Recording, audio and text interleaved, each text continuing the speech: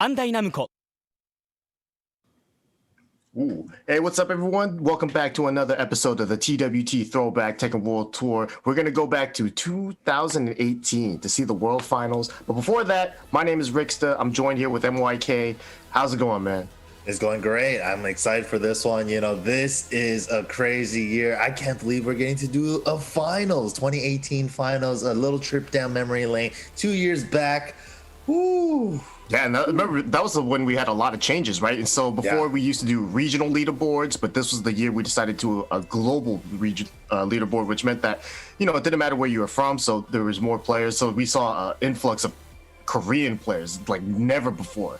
They're like the top 20 or top 19 were like pretty much dominated by Koreans. And it was also the only time we had an LCQ. It was the first time we had our LCQ, which, you know, this was in Europe, right? It was in Amsterdam, and Gerlanda, the Italian, was able to take it out. So that was a great show. The current format of TWT as we know it right now all started from this year. 2018. You know, and it's great. I love the finals format. I've always thought they did a great job with it, and I thought that the changes they made were not only necessary, but perfect. It was time. It was definitely time, and then the changes were perfect, especially for international competition to be able to travel anywhere in the world to collect points whenever they need it, right? So everybody's just trying to make it into that top 19 spot, and leaving that last spot open for that epic LCQ we get to see right before the finals. It's just like tradition now. It's like this really sick tradition. I feel like we should almost call that spot like the Reno face spot or something, like, you know, because it's like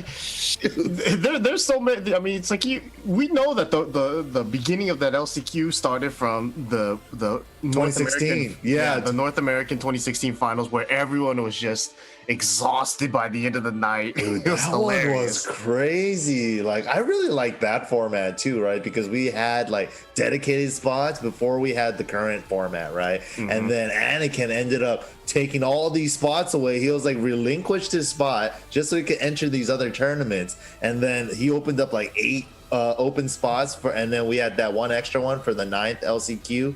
So they just ran straight 9 tournaments for LCQ, and Rito is like freaking lone warrior out there fighting through an army of Tekken 7 monsters and stuff with his Lucky Chloe and Law, and then, man, making it to grand finals like 3 times, even in the final. Ooh. Getting his heart broken 9 times in a day. That's no man should ever go through that. Dude, that was crazy. That was crazy though. The gauntlet for sure. Man, but you know, this is gonna be a great World Finals, right? And you know, check us out. Make sure to follow us online on all of our socials. We got Twitch, Tekken, the Bandai Namco Esports channel, BNE Esports on the YouTube. Also check us out on Twitter, Tekken BNE Esports, and follow us on Facebook at Tekken as well. And don't forget to join. Go for it. Okay. Join the conversation. Use the hashtag TWT Throwback. Make sure to use that. Tell us what you guys liked from what you guys see today, from what you guys seen in the past, and maybe what you guys want to see in the future in these TWT Throwback recap events. Yo, and also remember to sign up for the online challenge. This is the West. It's going to be happening in 2 days, the day after tomorrow. So registration is now live. So make sure to sign up. It's free to enter. It's fun to play, and you know, you get to play against all the players. And it's the West Coast. And remember, upgraded netcode, right? So you know you can't complain. Right. I mean, you can still complain. Everyone's going to complain, but your complaints have less. Yeah, it's not as valid as it used to be. Right. But definitely check it out, though. It's going to be fun. And also, if you're in Japan.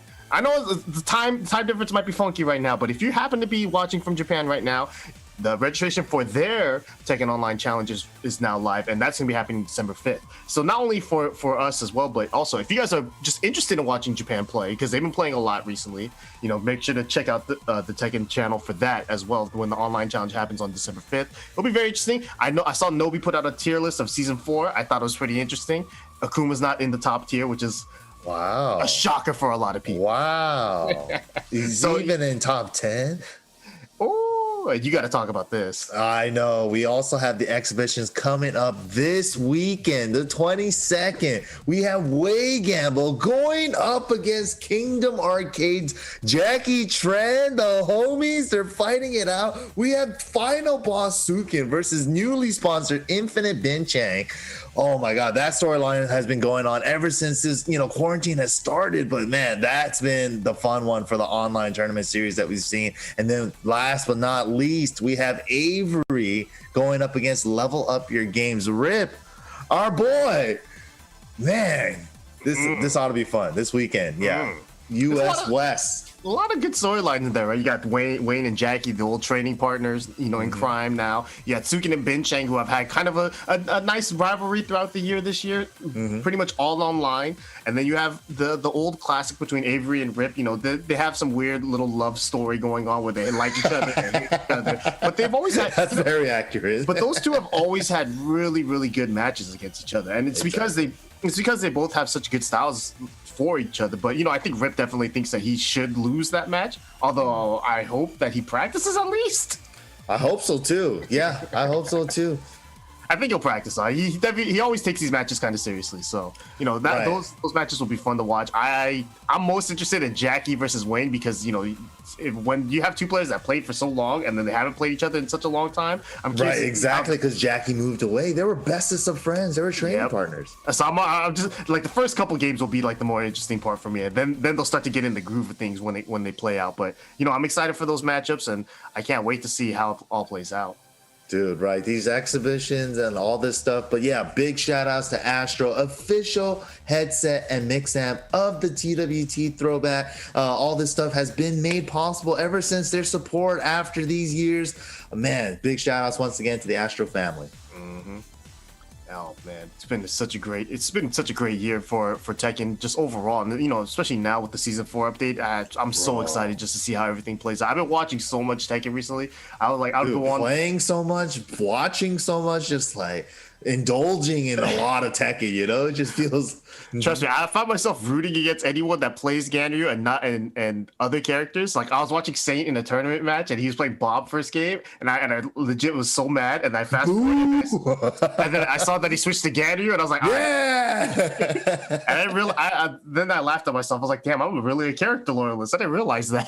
Dude, that's how you know that was the love, the missing love, man. Yeah, I think a lot of people probably have a lot of old love rekindled in season 4. Also shout outs to the Bud Light Beer League. We just finished that up a couple of days ago, but we hope, hopefully it might come back, it might not, but it was fun. You guys should definitely check it out. Check out the VODs. We had the sick top 4 for both the West and the East side a couple of days ago. Dude, it was crazy. Crazy sets. Oh my God. Both sides were definitely worth rewatching. So if you guys haven't had the chance, definitely check that out. Bud Light Beer League. Shout outs to them for hosting another great tournament series for 2020.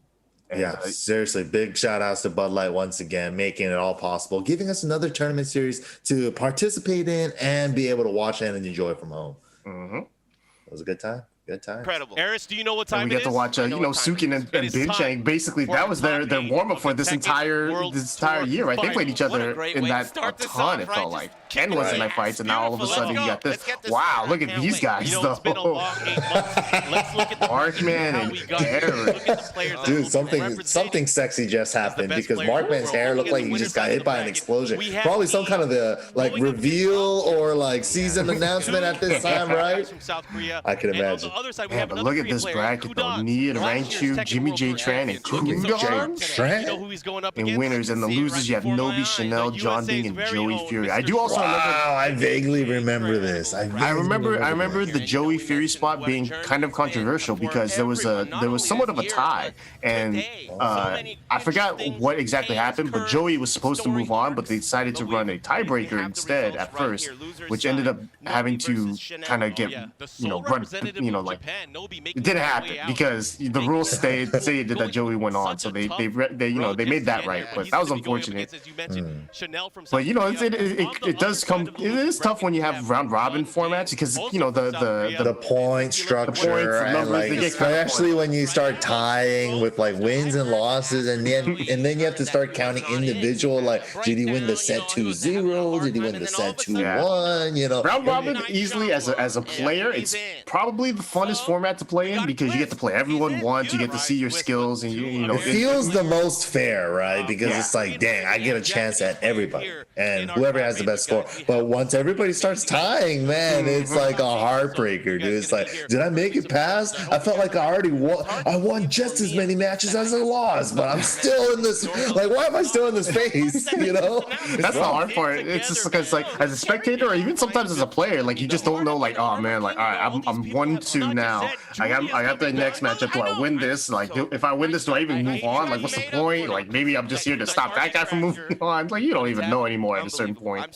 It's scary, man. It's oh, dude. I remember I was in a three-way with Speed Kicks and Jimmy in the NA West, where it kept like going on for like 2-3 rotations, and my heart couldn't take it anymore. I was in the corner with Tasty Steve on the stage, and I was just like, after every match, I went up to Steve and I was like, I can't do it, Steve. Like, I was a boxer on the side of the ropes, and he was like watering me down. He's like, keep your head straight, man. You got this. And I was just like, dude, that one was rough, man, because it was one game sets, and you guys just had to keep rotating until someone won 2 in a row. That was like you were beating Jimmy was beating Speed was beating you. It was like someone had to crack finally. Dude, I couldn't take it. My heart. Oh, dude, that was too much for me to bear. But man, shout out to Nathan Monster in the background there. We just saw, and we got Lord Knee coming up for the first match. Knee versus Rangchu. Yeah, speaking of too much to bear, we got Rangchu, the bear player. Got him. You know, I mean, like, and because of the new format this year, right, where it wasn't region locked, so that basically, you know, as long as you entered and did well in multiple tournaments, you got in, right? They changed that, the point structure of it the next year, but this year, basically, if you entered enough tournaments and you did well at a lot of them, you make it to the finals. Rangchu was kind of like that because he wasn't necessarily winning any of these tournaments, right? But he was making top 8 in pretty much every tournament he went to. Yeah, so he made it in with the points. Yeah, so those points were enough to secure him a spot, and a fairly high spot too. And then obviously, you know, he made top 8 winner side, and this was when he was pretty much only a bear player, right? Like, you didn't really see him pull out any of his other side characters. Wow, look how tiny this character select screen is. Dude, look at that top row. Where is everybody? What is going on? It feels like an empty house. Like, when did this happen? Look at the stage select. Is anyone home? My goodness, how far we've come, man. Seriously. I came here for Tekken 7. Dude, and that's the other thing, right? Rangchu after this, like, he's been picking up a lot of Julia lately, but this is before Julia even got released. Yeah, and is this Rangchu with the geese? This, I mean, I don't remember this at all. It has to be Rangchu with the geese, right? I don't think I've ever seen him. Well, to be honest, I don't think I've ever seen him play either of these characters. Yeah. I'm very surprised. What? Devil Jin here. Wow. Was I asleep when this happened? Because what? He must. I mean, this sounds more familiar. My assumption. Maybe. We'll see what happens. We'll see what happens. L sleep at the meaty. Gets the wall. Oh yeah, he doesn't have that sexy back 2-1 yet. With many characters, this time choosing Devil Jin. High execution, beautiful low parry. Low parry too. The sidewall, not a factor. Lord Eris and Markman on the mic. Shout outs to them. Dang, I miss seeing them too on all these events. Eris had a very good joke in here that I don't think I can repeat. Or maybe I could. I don't know. It depends on whether or not if I forget when Chanel does the tapping on the glass thing. Does he do it in pools or in top 8? I don't know. Beautiful. They trade blows, but still Knee at the advantage here. A sliver of life left here for look at that Knee, just master of time and life management, but gets mid parried. Why? He didn't have meter? I can't tell. Definitely not enough there, but great presence of mind there. You know, Rangchu knowing that Knee's going to go for a quick mid. That's just an interesting choice from Rangchu because you don't expect a geese from him, right? Right, yeah. I mean, he had the big mid parry at the end, but I wasn't sure if he had meter for the burn it on the back 3-2. The back 3-2 with the combo would have definitely killed these Dude, raw forward ones coming out as a Geese player, that's like the worst thing that you don't want to happen. That's like day one Geese strats on accident. When you try to dash up jab and you get forward one and you never cancel it because you didn't intend to. Oh, right. that should be it. Perhaps just shy. Nope, he's got him. Yeah, he went for the Heaven's Gate there. Able to he's pull down cheap. 2 rounds straight here for Dude. Knee. And the way that he just puts on guesses with just the clock and stuff, it's like, okay, it's about time to take a mid guess or a low guess. Oh my god, he's blocking all the down fours. How's he doing it? We'll be asking that question a lot later.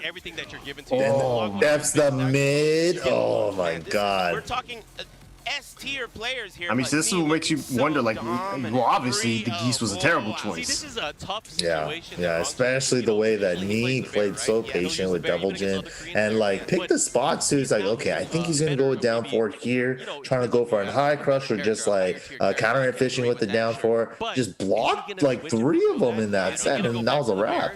Yeah. You know, honestly, leading up to this World Finals too, like it felt like Knee was the favorite, like how he always is, right? It felt like he was the favorite, but this year felt different than the previous year because, you know, the previous year we saw Knee struggle at the finals and pretty much struggle throughout the entire year. But when 2018 came around, that's when Knee really turned it up, right? And that was when the input delay reduction patch happened. That's when he started. Yeah, that was huge. That was a huge one. Yeah, that was huge, especially for Knee, because then he started playing a little bit more difficult characters. You could tell that he was starting to get, you know, into his groove, right? And he started dominating. So absolutely. And ever since they opened that up, the point structure worldwide, right? Knee has been #1 on the leaderboards 2018, 2019. So he's definitely the force to be reckoned with, and he's been getting like top 3 finishes in the last 2 TWT finals. It's wild. He's making Rangchu pick characters he's never played before, like making Rangchu go to random select. Like, what the heck? Fang? But we know because of, you know, how he streams and how right, yeah, like what? We've never seen a Fang from him. And this is probably why Knee beat him up so bad with these other characters that we just don't even remember them. Dude, these wave loop cancels into block. And Devil Jin kind of has that back now as well, the up forward 4 and the back 4. Man, Devil Jin's looking nice, man. I mean, people are talking about his hell sweep and the new follow-up after back forward 2-3, but I'm talking about the up forward 4, man. The up forward 4 is kind of back. Ooh. Man, that was cheap. The Waveu into the wall standing 2, Kai Rangchu dunking. Oh, so scary. You just gotta guess the 50-50 sometimes against Devil Jin. That's the strong part about Devil Jin, man. If he's willing to bet it, it's just a guess for on both sides. Wow, sidestep fuzzy. Oh my gosh, he had an opportunity there with the Shocked he range drive, didn't but again, try to low parry any of those though. the master of just, you know, the closed fist Just compact moving nature and of blocking, action moving and fighting. blocking. Keep it clean. Smart choices. Yeah, easily one of Knee's best strengths is his ability to just like move around and safely, you know. You saw that clip of his on Twitter where he was posting how he would sidestep right the Geese Back 3-2. Sidestep right the first hit block and then sidestep right again to get the second part to it. That is some real like that's a move that tormented him for a minute. You could tell. Yeah, he posted himself, mastered that, right? He posted himself punishing that thing like 3 times. Like you knew he hated that move. Let me show you how to counter this move because this move's annoying. I mean, especially in like season 1 and stuff, right? Like, oh, ooh, big launch. Exactly. the way he defends his ankles so well too. That is definitely, yeah, that's definitely one of the most shocking things when I watch Knee is like how well he defends lows, especially against certain characters too. Like, you know, Dragunov, his down 2 Dragunov is finna down too, yeah. But he was low parry. Like I remember his set with JDCR in final round. He would space it out, so down 2 was like kind of the only option in certain ranges, and then he was low parry every time. Dude, that's the way they play, right? Especially Knee, that old school Knee style, Knee, Nin, Holman. Ever since the T6 days, they've been playing that style. Just play at a certain range, eliminate all the other options, just so that you have this 1 or 2 options, and then just dwindle it down to that. Ran up down for 1. Knee takes it over Rangchu. So textbook. So textbook. Nothing personal, just Rangchu not even sure what character he chose. such a dominant performance here. And now, just like Man, look that, at he's that. in our winners final. Yeah, so Simple as that. starting it off straight off from the first match of the top 8 winner's side, Rangchu gets sent to the losers, picking Fang and Geese. Yeah, you know, it's like, is that really the way you want to go out though? You know, it's like you World Fun. You spent the entire year. You're going up against Knee. If you feel like your bear isn't working, maybe you have a choice. But man, you tried 2 characters and neither of them did anything. Dude, right? Yeah, nothing. That's rough. Such a treat. Both It, players. it looked like he almost got 6-0'd there. I don't even remember the round count. I think he got 1 round with Fang, barely. Oh, Jimmy J, America's sweetheart, going up against Kudon's Tekken 5 God. I don't remember. I know they played. Talk to me. In Tekken 5.0 at Evo, I remember that. I remember hearing the tales. This is before I even started playing. Yeah, I that just was. remember Jimmy. You were at that Evo. I was there. Yeah, that was my first Evo. That was Yeah. where we first met. Yeah, crazy. exactly. I think it was either you or Rip that actually was just like, aren't you that kid from Super? And I was like, yep. And that was it. Ever since then. What are the stats on that? Now I think these guys played either a combo. I want to say like Combo Breaker or CEO. I think it was the same year, and I remember Kudon's giving Jimmy the business.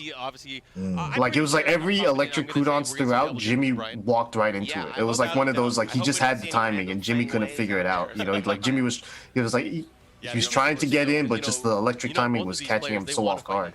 Yeah, I think it might have been that Evo because that was the first time I've been to. I just remember Kudon's didn't make it into top 8. He didn't make it out of pools. Right, yeah. So he goes downstairs to the arcade, and back then in the Tekken 5 Dark Resurrection arcade boards, they had the controller ports, right? So he plugs that up, and he's playing money matches with everybody, running sets with everybody for like 2-3 hours. And he didn't lose a single game. I could have swore I seen him like 46-0, everybody there. It was crazy. And then the craziest thing was too, remember Law's flip kick was -14 in that game? Mm-hmm. He was perfect electricing every single one of those. I was like, was he playing on pad too? No, he was on his Korean stick at the time. Yeah, this is before the wrist injury Kudon. But man, Kudon's here resurrecting the turtleneck from when he won the TWT finals, the turtleneck power up, you know, in the finals. This is a race to 2. He tried to make it his thing. Jimmy though rocking the normal Brian with the giant dragon, Kwamba dragon. Both players very capable. All right, here we go. I think weighs like 3 times his weight. Dude, that thing's crazy, right? Both Bronson and Jimmy play on those things. Thank you. You put that on your lap. You're not moving anywhere. If that 6 not moving, you're not moving. You're solid. You're basically an arcade cabinet. You're just standing there. It counterbalances your leg weight. Yeah. You can't move anywhere. The low hatchet. Could be good for good positioning. But man, Jimmy coming out swinging, taking the punish on that. Gets a float on that forward 4. Northern cross. That's so nice, right? So if he doesn't use the screw and is slightly off axis, it turns into a screw, so you're still gonna get the wall either way. Yeah, no matter what, if you could screw them and they hit the and they like either hit the wall or don't hit the wall, you're still gonna get a combo. Yeah, Oh, he he's got dead. it. And now is that And enough? that's it. That's the question. I believe in the lasers, and That's I'm pretty sure the one change in the newest season, right? Deviljin no longer able to use that hell sweep to break the floor, but he has the back 2-1 stuff at the wall that's even juicier. So because of having that hell sweep hit, Yeah, he's all right. yeah, he's fine. He's definitely fine. I don't think he's like crying a river when he gets the stage anymore. Yeah, definitely. yeah, it's actually more damage than his normal hell sweep. Man, Deviljin got buffed enough, so Kudon started tweeting. It's like I haven't seen him tweet in forever. All of a sudden, he's tweeting all these like texts of like Deviljin things. Like, damn, I should have been playing this character. Dude, he seems very happy. I mean, yeah, you might. It's like when your character gets buffed, of course you get happy, right? Yeah. It felt like something you deserved when really you didn't deserve anything, but you know. Don't deserve. You never. Yeah, you don't had to deserve try. it, but you feel like you deserved it. Oh, dude. Especially when they start saying they needed it. That's the one, man. Yeah, Dude, but just getting outpoked by Kudons right now. Yeah, this time it's a little bit different than the match I remembered, because the match I remember when they played earlier in the year, it was just Kudon doing that, more electric, just hitting. Right now it's just Jimmy's just, I think, getting outplayed in the neutral. Nice, able to get the 1-2 timing and spacing, control. This is a good position for Jimmy. Takes the down jab punish, no longer a thing. He tried. They both tried to whip punish. Wow, they low That was a counter hit in season 4. Oh, yeah. Sidewall pickup with up forward 4, the Wraith kick, nicely done. Yeah, that up forward 4, especially when the wall is to Devil Jin's left, such a strong move. Yeah, it's such a great We tool. only started to see, Dude, the up forward 4 from Devil Jin is such just one of the best moves. Like, I wish I had that with all my characters. Just safe, like low crushing, like free hit afterwards. Like, what more could you ask for? Mid. I think he's found. We've seen Jimmy The hop kick. A hop kick is nice. Yeah, a hop kick is nice, but the safety's also nice too. That's certainly for a player who's such a here we go. Jimmy, he like the first round looked like he was coming out swinging with the offense, but Kudon's just like holding on, let him stop like swinging, and then once he got his timing down, it was a wrap, man. Got a knockdown, did a meaty hell sweep, and then it was round 1, and after that, it's just like took all 3 rounds. In the first game, keeping it close, but the round count was a little ugly. Here we go, Oh, Demon dude. Paw. And It's man, really that's neuter already in Jimmy's pushing him movement towards right the now. wall. Nice block. Nice there, Didn't able get the to punishing time. Open up with the hatchet kick, but it was blocked, Yeah, but not a quick enough punish. he's just kind of waiting it out. And it's just Scraper doing a little micro sidestep just in case of the so third patient, hit. and just trying to catch Jimmy either coming in or just whip punishing. Yes. You're going to see smaller, more minuscule sidestep just to create an And it's opening. scary, right? He Because just you want seems to, very you wanna, uncomfortable right counterattack. here. Yeah, it's like missing you- the time. you want to try to, like, whip punish, Kudon's, but you get scared because it's like, if I miss, then he's gonna electric me. That was a nice whip punish there on the that. electric. Yeah, flash duck. Oh, crouch dash up forward 3 and gets the splat with the tone ball. Damn, the wall pressure from pretty much every character in the game is so strong, but Devil Jin specifically, like the hell sweep becomes such a threat at the wall, just because it does a lot of damage, even though it's not. Ooh, there's the tech trap after the 3+4. Gets the wall combo as well. Fakes out the taunt into a hatchet. The hatchet. It's going to start early. All right, Jimmy back Jimmy on the waking up. board. Taunt jet upper, huh? Oh, sick, yeah. Sometimes you need a taunt jet up and just feel good about yourself. Oh, yeah, another feel-good move right there. 3+4 on counter hit. I love those. Fishing for that wall bounce, didn't get it. Ooh, far. Nice side roll, too. Good awareness from Jimmy knowing that. Wow! And just that smidge delay on the while standing 3-4 after the while standing 1. That's been one of Jimmy's better strengths. His sidestep into wall standing 1, like he does that as a fluid motion.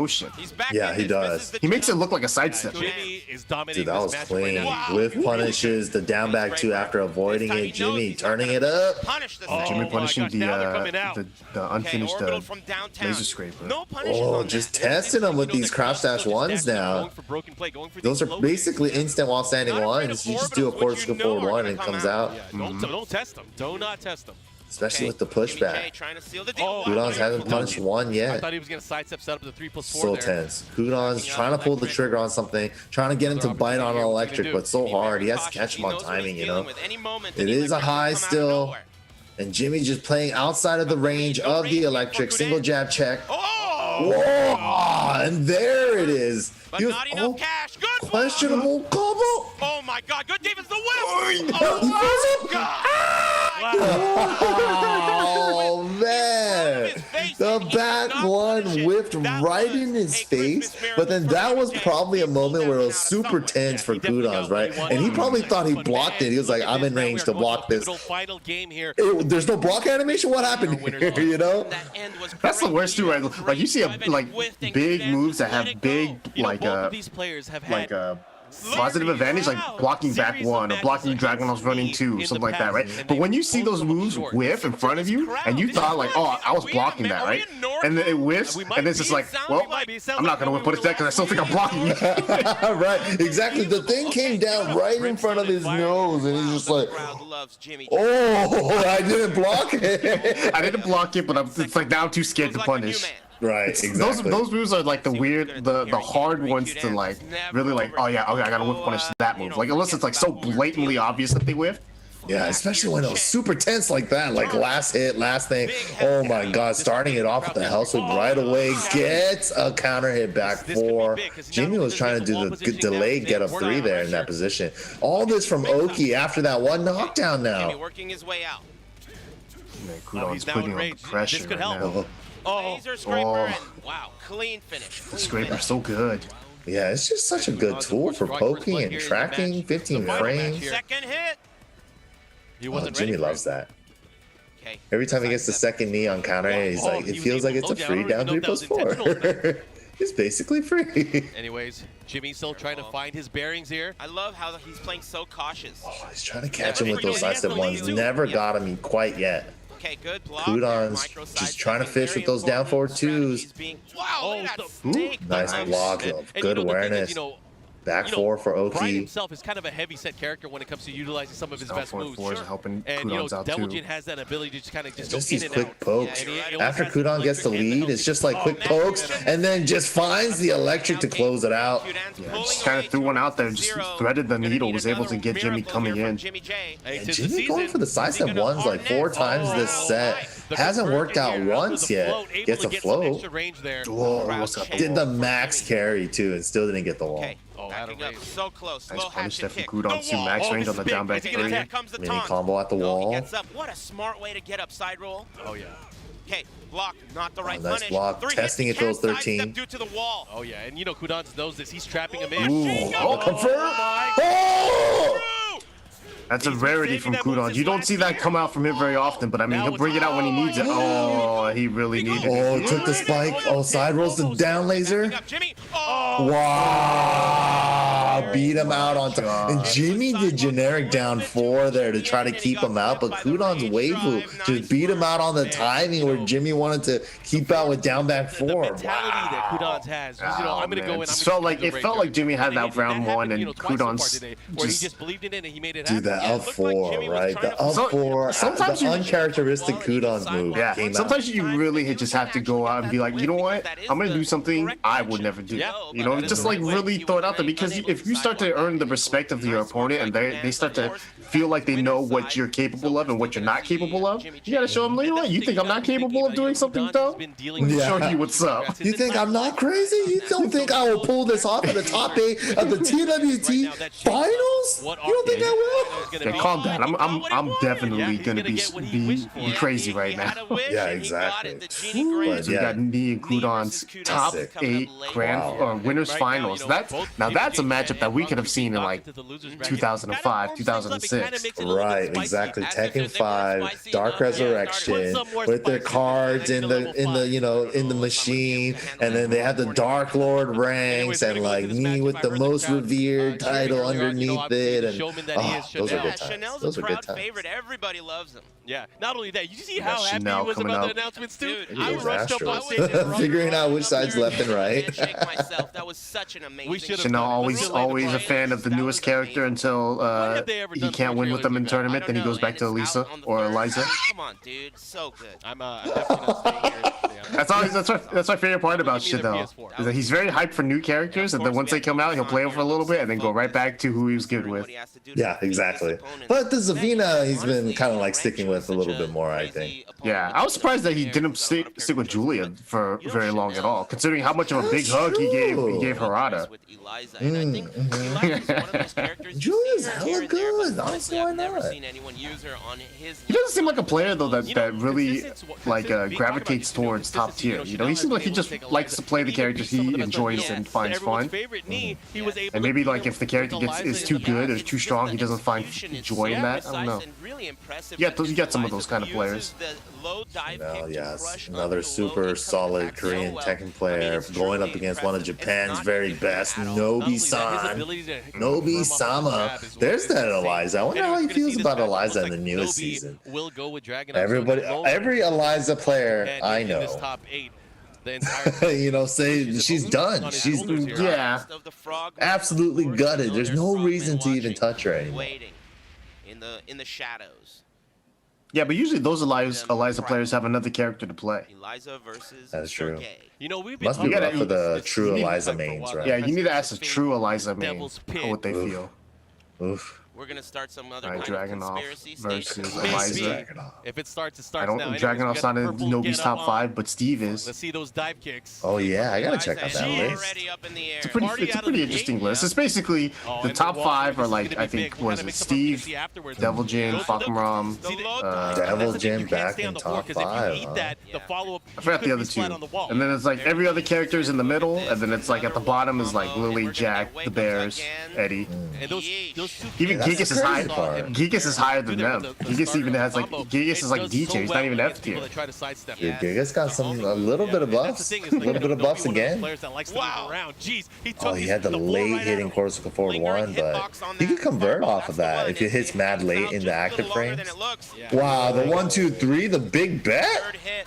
Huge he's gonna bet. push. Like for no reason either, but he pays off. Why not? Oh, and he drops the, Yeah, you gotta be dive ready kick. to and, really make him pay for good those start for misses. Nobi. Yeah, this time, unexpectedly, he got a throw. I mean, fortunately, Oh, it he was tried to broken, dash, but dash, Nobi's dash, gonna running be two, messed quicker it than up. the gun than that. Oh my Dang, Chanel.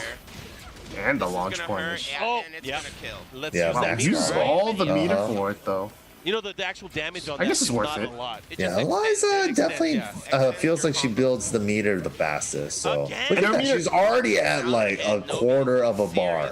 Yeah, and her meter is not as Oh, man, useful this is as looking like an really good Akuma's, for obviously, Chanel, or Nobi might Gisa's. even wanna Like she doesn't maybe convert picking another the damage character off at of it this as much juncture. as they do for Oh, the meter. So man. I think it's more worth it for her to Not spend the it, especially if you can get a appropriate kill response like to that. string. Okay. Right. Okay, the right read and the right follow-up. Last opportunity. Oh. No, but he used all his Whoa, rage. okay. Oh, Wow, the trip guard, Sidewall. the landing frame, sidewall combo, last hit. He fuzzy for a low parry after the down 2, nothing though.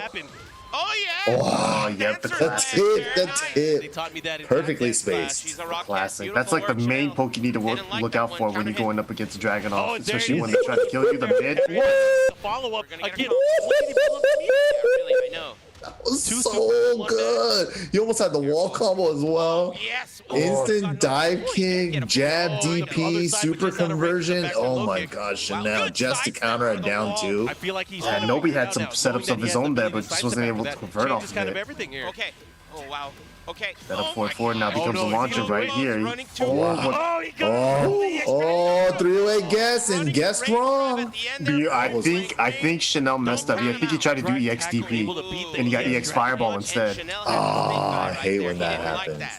So I think Chanel should have won that, but That's rough. That's rough. And you waste the meter The too. Russian Yep. knife. Counter hit. those are the kind of execution areas that you really don't want because it actually does have a Good defense here. lasting huge. impact. Careful, yes. Not pulling the We trigger used to too jail early back on then, these that safe 4-4-3-4. moves. Cost him, and you got to look at that one. Yeah, it's so weird to see people block the first one and not duck the second hit, man. Right? Yeah, just stay by the mid. What are you doing? On the cusp of building another bar, Nobi might want to make something happen. Nobi's not out of this Oh, man, yet, he's though. in the red. Range He has is a good a big opportunity. factor He just has to here. get that Oh, hit. it's scary. Oh, It's no, gone. that's Wow, he just Nice went for punish. down for 2 right off the rip. Oh, Oh my god! Oh, that float with the while standing one. Chance, flip over. Wow, wow. Oh, sidesteps the fire. That was so close. That was hella good. Almost said the F. You know, Dude. man, we were. Oh, and he's tapping on the glass like the prostitutes in the red light district. Oh, Very nice. man. Okay, he's ready. He's ready. Yeah, so was the crowd. Yeah.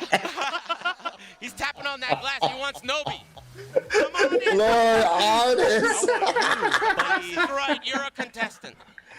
that line will always get me to That was a laugh, rough- no matter That's what. good. That's good. And the intensity in Chanel's face. Usually he's so jolly. Look at his Man. face right now. Oh, yeah. Age 10 years. Chanel's got a good here we serious go. face though. Game 2. When he gets Nobi not serious, you allowing could that to see be a slobber like the Good job staying the in. uh, I was expecting intensity Nobi in just his to throw out face. the backswing. He's not very In the intense. He's a middle very of the happy game, you're like, guy. he might wanna change Yeah, character, that right? dude, He but really he's such a turned character, it man. I around. love You know, watching he his wanted to antics and prove me stuff. wrong, Like, just like I he remember wanted at to Combo prove me Breaker that after he he beat didn't somebody, he change, so- literally did Tarantula and the dance afterward. I was like, damn, you're gonna do all that? He's doing Zafina win poses when he wins with like Elisa. I'm like, what are you doing?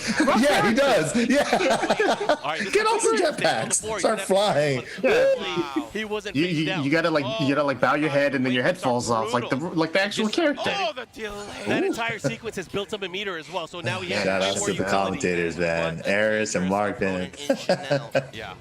What is that? Is that Big Great Gucci? Voice No, Time. it's Chanel. Chanel. I mean, this was in Amsterdam, man. So it was like the World Finals in Europe. Okay, 3 hits. There was the one finals that And he I gets don't the think wall well, bounce, first yeah, wall neither of bounce us went the to. top 8. Yeah, I Very definitely nice. should have Look went at to these this one. wake-ups. Nobi had a slow start again this Sounded game. like a lot of fun. You know, maybe that was a 1-1 big counter double time. Maybe confirmed, once in a down while, 4. sidestepping after The the dive. challenge with the down 3. Against the wall. Nice. Sidewall It's not pickup. over That yet. was It sick. seems as though it's been Oh, it was such a good running to the rollback that he what? Unfortunate there for Nobi. That Just like one. that. Nobi could have done there. Chanel. That one was couldn't eliminate unfortunate. Nobi. Can somebody clip that? Takes one more round here. All he Nobi's did was having roll back from the running 2, and then he entire got to year the other live on side. Yeah, this. that one opportunity left. Sometimes the Wow, walls staying can just down make for the things a cross little chop. wacky. 2 hits. The geometry, man. Those That one- sidewalls and everything. That one was wacky. Uh-oh, nice stuff there. Whoa! Oh, jumping 2? Wall stun there. Oh, you know Nobi's flustered. When jumping 2 start coming out, that's a sign of Oh, man, he's of, using it. The mix-up, he didn't duck very not nice. not a well-tuned man at No, the Yeah. as well. Yes. Running 2 is Oh, scary to my see, Nobi man. staying so solid here. Running 2. Oh, God! What a Running sight. 2 on a dive. That instant dive kick is Kick ridiculous. into the crowd. He's crowd surfing. into Bro, he's doing his dive kicks an inch off And the look at that ground. That trophy on was stage right there. sexy. That is what everyone's barely fighting just for. crushing over it. Now he's doing Julia poses. He doesn't play the character. Hello. Did he just do Julia's win pose? I don't know. I but felt like he Oh, did. Chanel's such a the thing character, is man. that I gotta love the him, dude. He's so execution funny. there in the clutch to keep Nobi from being able to use Man. the low in that So he situation takes out the was former so champion Nobi. incredibly Remember, Nobi cheap. was the Evo Yeah. and World Final We saw- champion we in saw it throughout the night. 2015. He was able So to confirm those dive kicks, get the a jab lot of, roll, you know, and it's, combo. no And one's he's gone done time back and to again. back He in was terms of the baiting World him to Finals, try to right? make We've a never had a reaction after the back-to-back dive kick, making champion him in World sidestep. Finals. But We've it's only all had Not in finals. We've had the Evo and the World Finals winners in one year. There's only 2 that's done it: Nobi and Saint. Saint, yep. Yeah. But like people winning back-to-back World Finals, like man, even Chiku didn't win the last one, right? And then the year before that was we won't spoil that one. He's out of here. That's the end of that for the legend. But yeah, here we go. The losers bracket now shaping up. It's gonna be Jimmy J Tran going up against Chanel, John the Ding. Fury. He's gonna be going up against Joey This Fury. was Damn, looking extra swole, and he got the hair. Here, and now hopefully he's The got it Korean together. pompadour. You know, hopefully, it's I tough, dig it. You got to think about it. He was out of it. He right? was literally for what? How long was it? 30 minutes? He was out. Maybe That's it. longer, Yeah, maybe longer. The kid, But then, Equinox, Joey Reevaluated Fury, the rules, and he's back another in one there. of That's the thing, America's is that hopefully heroes. He has that Yeah. confidence because at the end of the day, You know, he's he's like, obviously been yes, playing a lot. We see him hopefully it's not online. some We saw him feeling at the Bud Light Beer situation, League. right? He is definitely not. You know, he's been streaming a ton too. Was not his And you know, he's So he's hopefully pretty this much will been help him out the in most the matchup consistent, right now. you know, Obviously, he tournament looks physically player. shaking right Yeah, now. he does. You're right. I would say throughout the entire putting the Tekken 7 headphones on. series, right? Like, you know, because I would say the most consistent and like right now would have been One of Anakin. the remaining But throughout the Americans prior years, I feel like Anakin, Yeah, you and I know, know he he didn't definitely have has what the it takes success to, that he is normally shown it accustomed many to. times. Yep, he Whereas was able to Joey do it, seemed yeah. to kind of always But reach will he the have what success it level takes that he's here? used to pretty And much which every year, matchup right? are we The only gonna time he see? never made the That's finals Are we was gonna last see year, Lucky and last year Chloe, the or only are we reason gonna why he see didn't was because he Eduardo? just And what wasn't about actively from, traveling Joey and Fury? participating in Yeah, a not lot as of active tournaments. last He picked year. Jack, he Yep, locked that's in. the There you thing. go. Yeah, that's the crazy part Oh, about these man. tournaments, right? Everybody has to like kind of like plan ahead for the tournament year series, right? It's like I could probably attend these events as long as I make at least these placings. I could probably make it in. And sometimes they don't pan out for the years, right? For certain players, especially when you're busy too. But hopefully we get to see these events, offline events, come back pretty soon. Because I'm definitely missing this, man. The whole point game, like where everybody's like scrambling for points in the last like 5 tournaments at majors and stuff. It's like, oh, bro. It's fun times. It's fun times. It's stressful, but it's fun times. Such a clear testament to All right, John D rocking the Chloe, a character that he hasn't put to rest yet. He put Eddie to rest on Twitter, Dude, but I not know. Chloe. He put Eddie to rest before Chloe. Oh, I think but I feel like he probably kind of like already put Chloe to rest. It's just like no one else knew. Like he just gave her a private like ceremony. Like he didn't put it on Twitter. He's just like, you know what? All right, you're done, Chloe. It's over with us. But wow, he knew.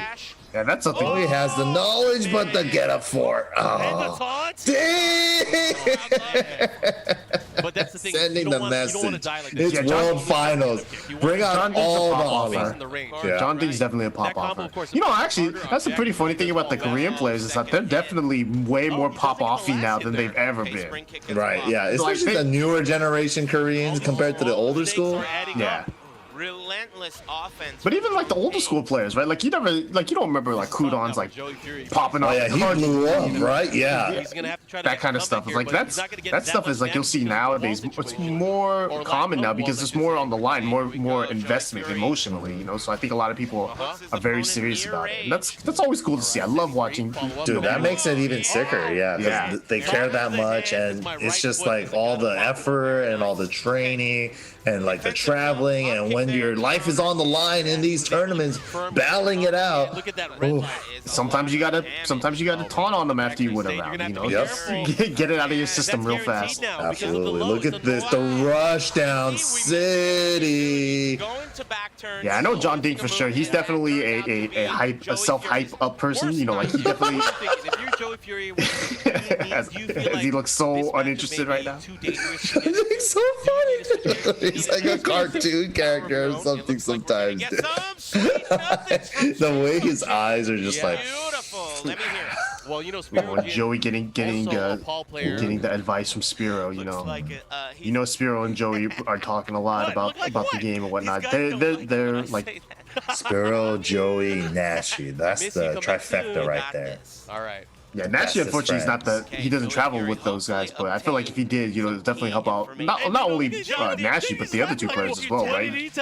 Having just a bigger group of people makes it a little bit easier to relax and probably play better. Yeah, absolutely. Get more training partners, get more experience against some more of the cast in the game, to more variety in play styles. But yeah, just having those couple dedicated training partners definitely helps a ton in any game. Guys, for sure, because that way they start exploiting your habits and your weaknesses, and then it's like a real counterplay. But hopefully Spiro Jin came in with some coaching advice. But yeah, here we go. Six it out, and this is when Joey was only a Jack main. You know, we don't see Joey playing Jack very much, if at all, anymore. Yeah, I feel like Jack is pretty much. Yeah, unless you're Anakin, I feel like there aren't very many Jack players left, right? Like I feel like Jackie, Anakin, are like the only Jack players I can think of off the top of my head. Big sidestep for counter. That's true. He does favor the Duke. I mean, because right now, nobody thinks Gigas is better than Jack. That's like that's blasphemy. That's rough. Yeah, but I mean, if that's the case, maybe it's truth, man. Maybe every Jack main's gonna become Gigas mains again. Dude, that would be sick. Giga's finally done it, guys. He's no longer low tier. Nice adjustment for the combo. Drops it though. Going all the way afloat, not too much damage, but he does get the positioning, which is all important here. The challenge. Very nice hop kick there, interrupting any momentum Joey Fury had. And gets tagged, counter hit by the second hit there. Yeah, he tried to swing, he tried to punish, but it was just a little bit too late. I mean, John D probably threw it out just with that intention, to whip the first hit and try to just bait the counter hit for the second hit. Nice backdash, duck with punish. Someone's got to do it. Setting it up for Oki. Gets up, blocks the low. Here with the Armor King announcement. He was jumping up and down. Wow, the call out! That was a sexy call out. Are you serious? Thing that you were talking about. Okay, beautiful. That was a punish, right? That was a punish. That was a punish. 4-4-2 charge. He called out that he was going to cancel and just shot her into the sky. That was sick. Yeah, called out the cancel and called out the no spring kick afterwards as well, which is huge, man. He basically won the round off of that one call out. Tough situation, infinite stage, Korean player, the movement. Oh gosh. Dude, Joey on the ropes, so scary. Challenge for his life. He's gonna have to do something. Man, this is so good. Watch low parry. Final A chance. lot of damage opportunity here. He needs so much more. So scary. Debug. Regular? Blue one? The blue stuff, the follow-up, one more hit can do it. It's probably best he goes to the blue So stuff hard to second, watch. safe at least. Yeah. Oh my gosh, what is he He'd getting? already shown his no, card you gotta though. roll Now at it's like, him what can you do? Oh, he had the hit. No!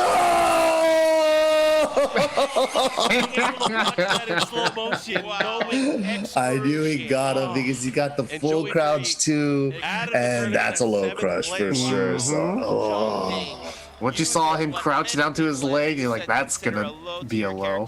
That's gonna get crushed. Oh, that's unfortunate, man. Shout outs to Joey though, looking good there, but unfortunately, John Ding takes him out. And top 8 in the finals is a great thing, but man, it's tough. It's It so is tough. really tough, right? Yeah, everybody's a killer in that top 8. Oh man. So, I think we're gonna go to a break real quick.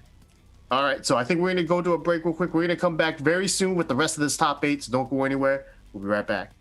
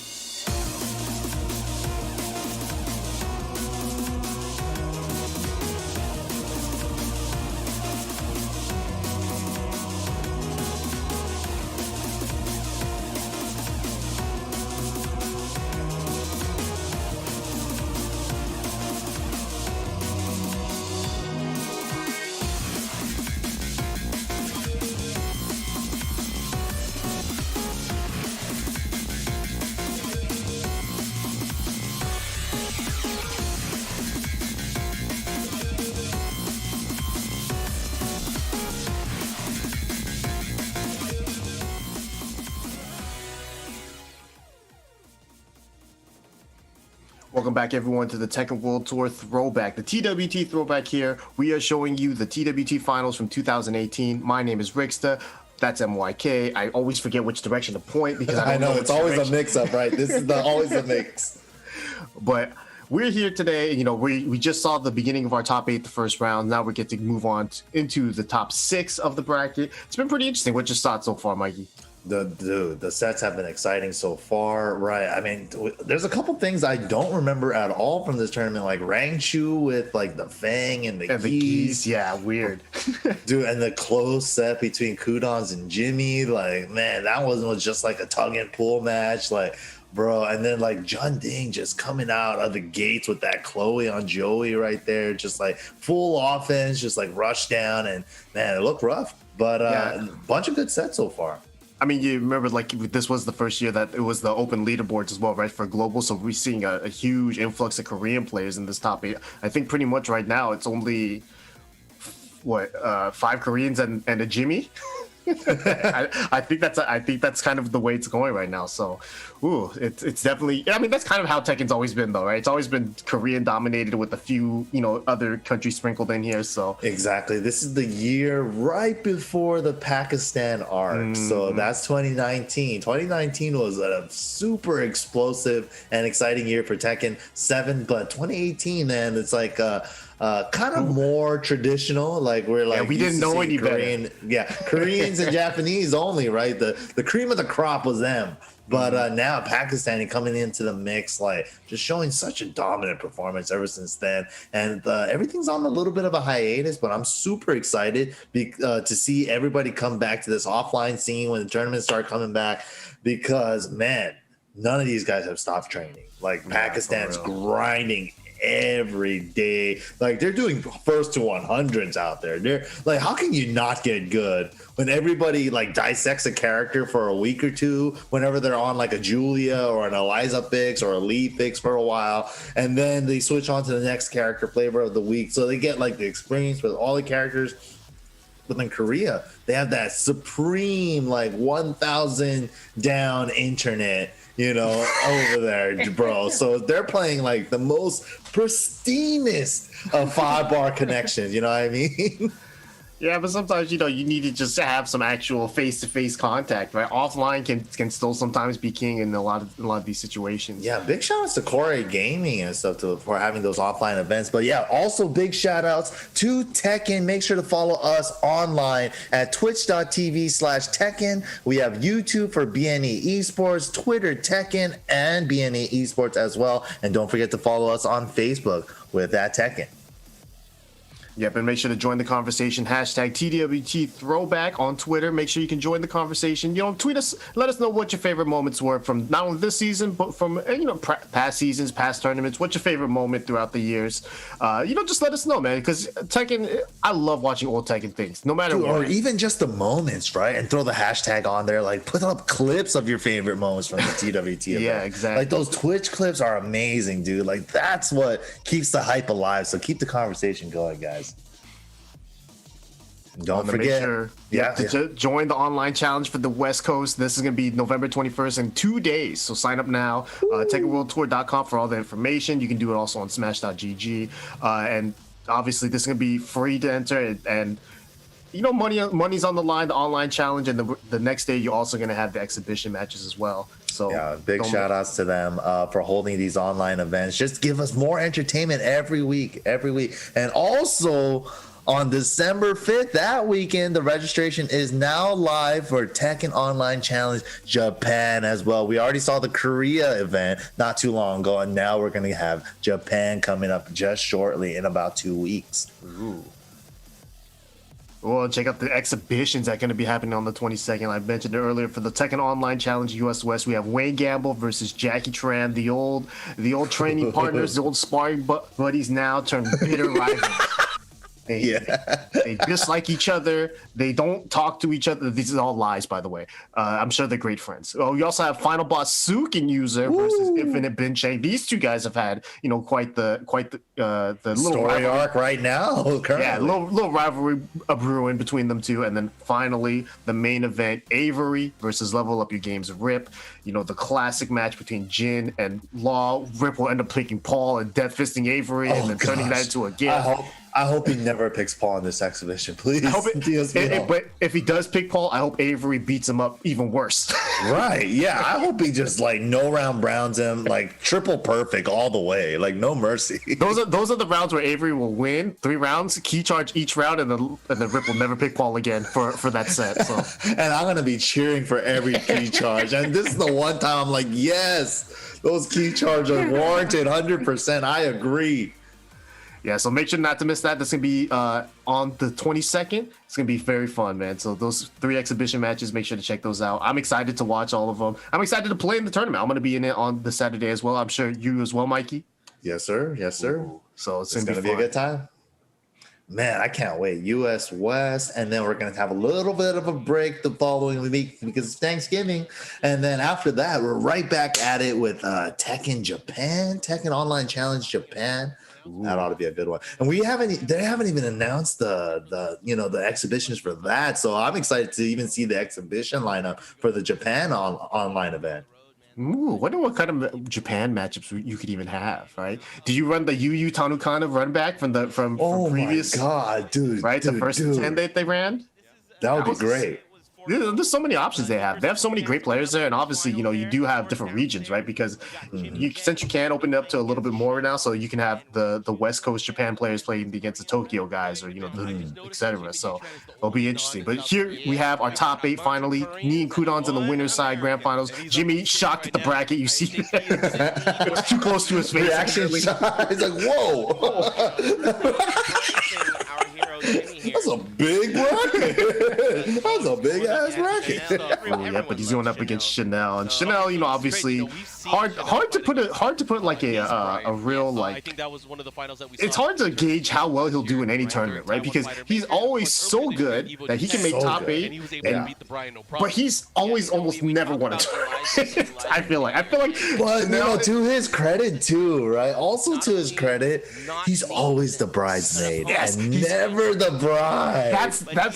I don't know if he's okay with that or if that like eats at him inside, because you know when you get second place like once, like you know a lot of times you're like, all right, you know what, like if that's your only time you're there, it's like, all right, you know what, second place, I feel proud of myself. You know, I didn't win, but you know I got further than I ever thought I would. But if you get second place twice, 3 times, 4 times, 5 times, and you never gotten first, several times, yeah, without the first ever. Oh man, like I know Chanel's a happy guy, right? You know, he's even said he travels for these tournaments with Nee, more so for Nee's sake than his own. I feel like it's not because he sounds like he's more of the mentor, right? The teacher in the sense, right? But yeah, it's like he's still got to be a competitor, and you know it because he's playing these tournaments and he's to win. a damn good competitor too. Yes. So I'm sure like Chanel for a player that's gotten second so many times in so many high profile events, I feel like he's gonna have a breakout tournament and then possibly turn that into a breakout season. But it just needs to start.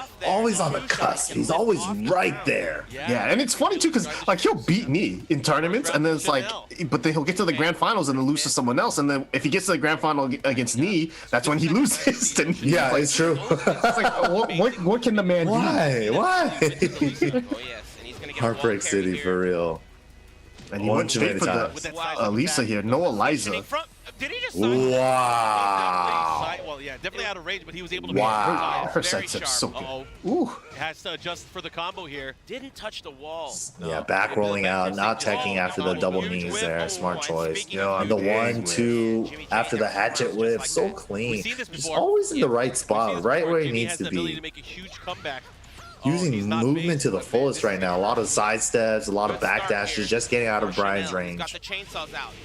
Oh no, this is messed up. Keeps him standing there with the plus frames. Oh no, Chanel! Oh man, you saw Jimmy too. He was patient there. He wanted to wait for his time to counterattack, but Chanel was a little more patient. Fortunate the soccer kick didn't hit her small hurt blocks on the ground. Side steps to re-angle it. Yeah, got it that time. Finally, let's get it closer. This is tense. That low parry would have won him the game, but it's so hard to low parry in that situation there. Hey, he did an Elisa pose. He really must not be an Elisa fan because he barely put any effort into that. Like he put so much. Right?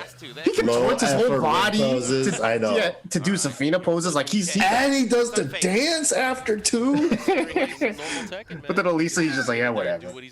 What he knows, what he's been. The head doesn't even fall off. He's not even holding 1+2. He must be Elisa.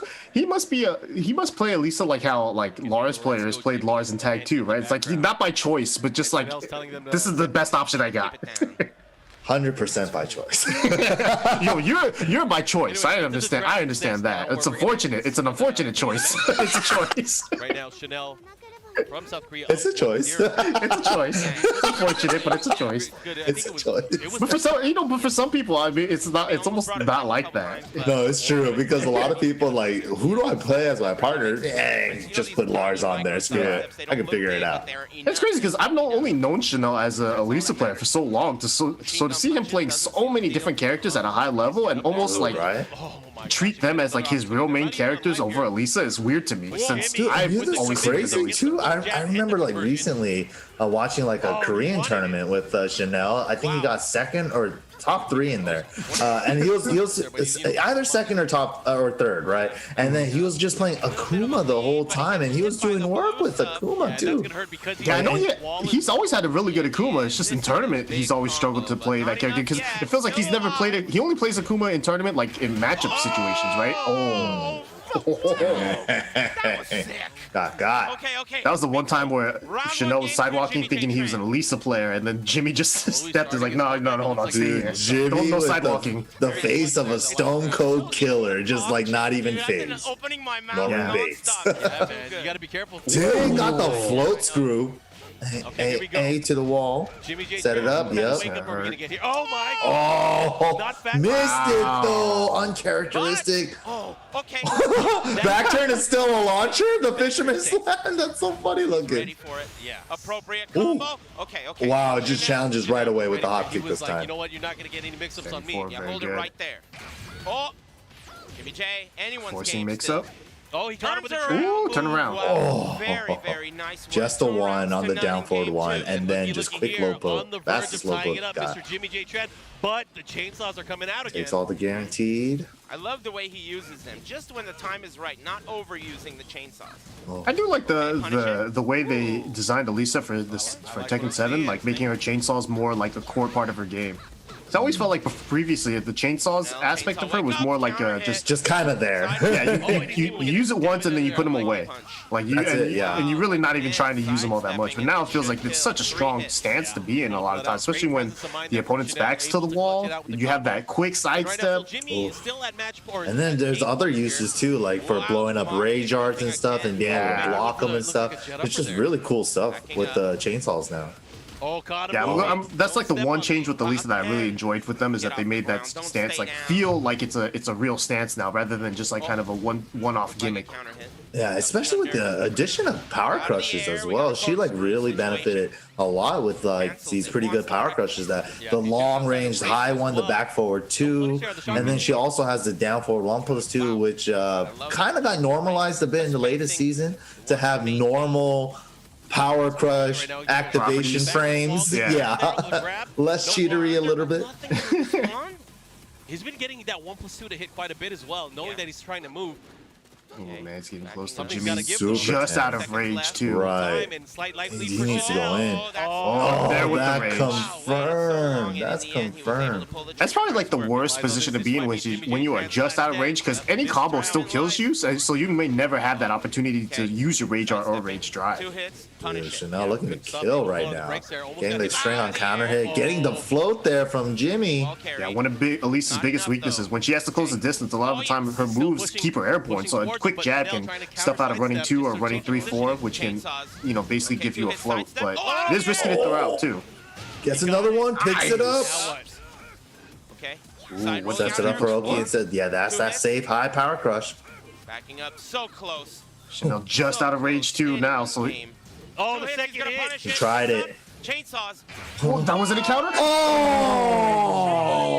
Oh man, dude, he kind of threw off the timing by doing the taunt cancel, Yeah. and then if he didn't, he would have had him on the timing. Yep, I think Jimmy's thought process was fake the taunt out, get him to block, get him to not do anything, and then force my blue thing. But Chanel was like, he's whiffing. I'm seeing anything. Rage go blur. Because sometimes that's the way to go, right? Like sometimes you just don't have times to like react to what you're actually like trying to whiff punish. So sometimes you walk into a counter hit string, which sucks. But other times you win the game like that. So we were already looking at what the rest of Absolutely. the Sometimes just hit them faster than they could hit you. That's all it comes down to. But Chanel moving on in the lower side of the bracket. Next up, we're probably going to get that Rangchu versus Jun the Ding matchup as well over on the loser side. Over on the winner side, though, we saw that Knee versus Kudon's winners finals. oh man, I want to see them run that in Tekken 5. DR. Let's have we should really just make that a tournament one day. Just like randomly, just like you came here for a Tekken 7 tournament, but I know you two used to play DR, so here, you guys play this. We'll run Dude, this that'd be real quick. sick. That'd be sick. Have an exhibition in DR as well.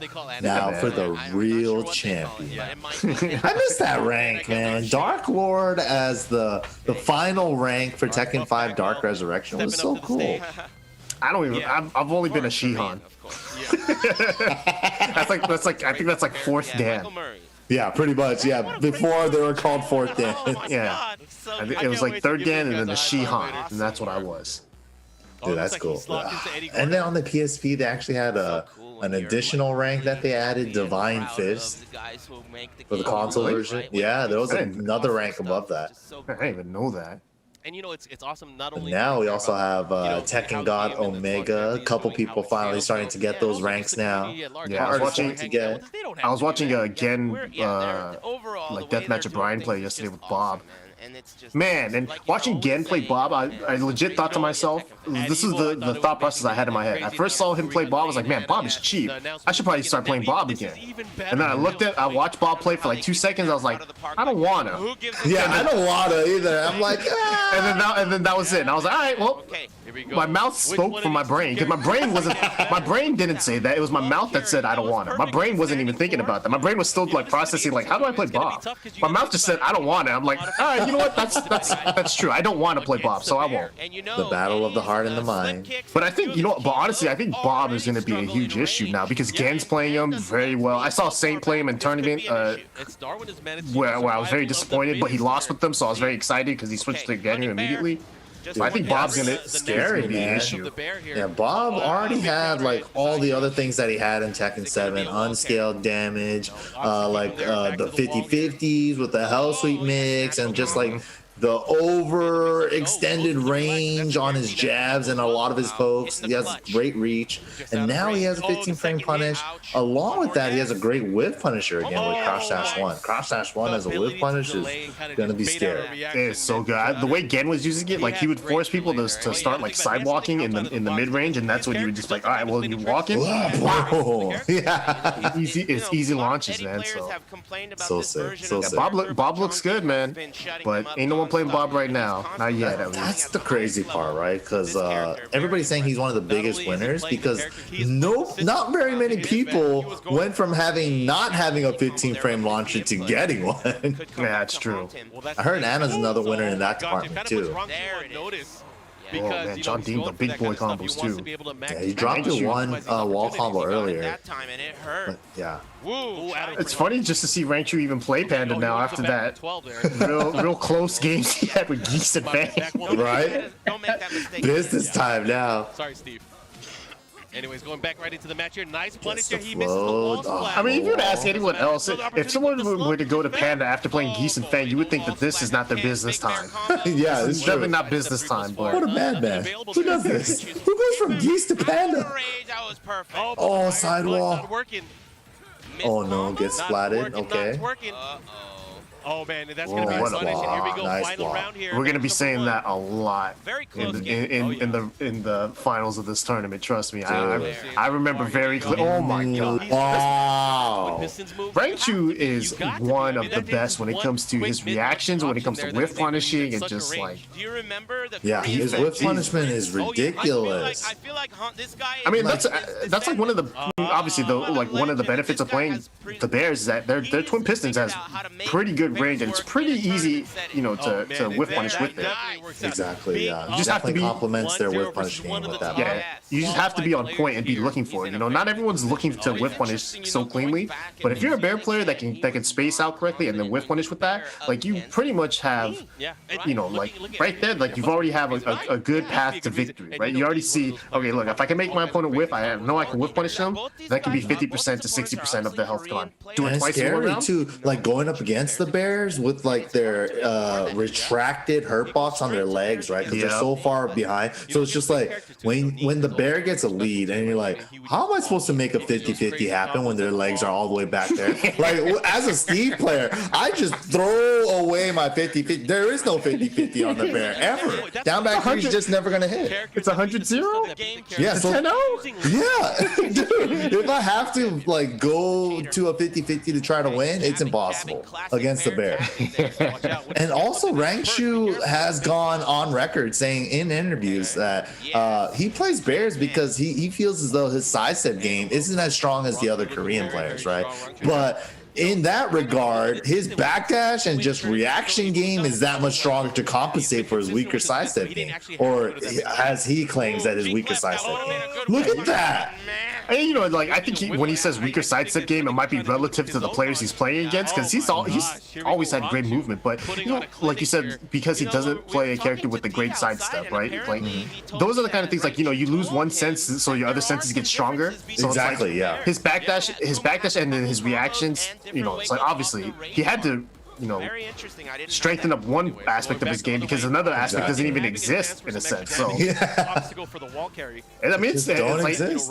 and it's like, he plays when he plays characters that aren't the Bears, right? He still sidesteps up and he still does fine. It's just one of those things now. Like now he can put sidestep into his game and he can make it work with other characters. So playing Bears honestly could definitely have helped him in that regard.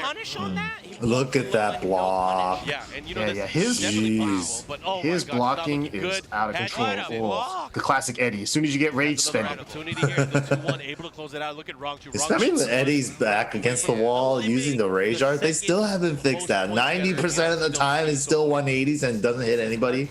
Yeah, anytime you do a rage art when your back's to the wall and you move forward, it's like, oh, I don't know what's gonna happen. Might as well burn it on the rage art to get myself away from the wall. Oh man, Rangchu. Poor Eddie. Oh, beating down Eddie real quick. Eddie! Oh man, sure? got it to crack. Are we Got sure? it to crack right there. Panda's low tier? Right? That was quick. Really? 6 rounds. With the bear. With Panda? the bear. What kind of balance Really? is this? Really? I mean, well, Nobi puts both of these characters in the bottom tier. Eddie and Panda, both of the worst characters in the game, I wonder alongside what Lily Rangchu and Jack. thinks about the Bears. I wonder what Rangchu thinks about the Bears now. He doesn't even play them anymore. It's mostly just been all Julia. I feel like he probably lost faith in the Bears, or maybe it's just one of those things where he really just felt like he might have reached a certain level with the Bears that he feels like he can't, he can't exceed that without switching characters.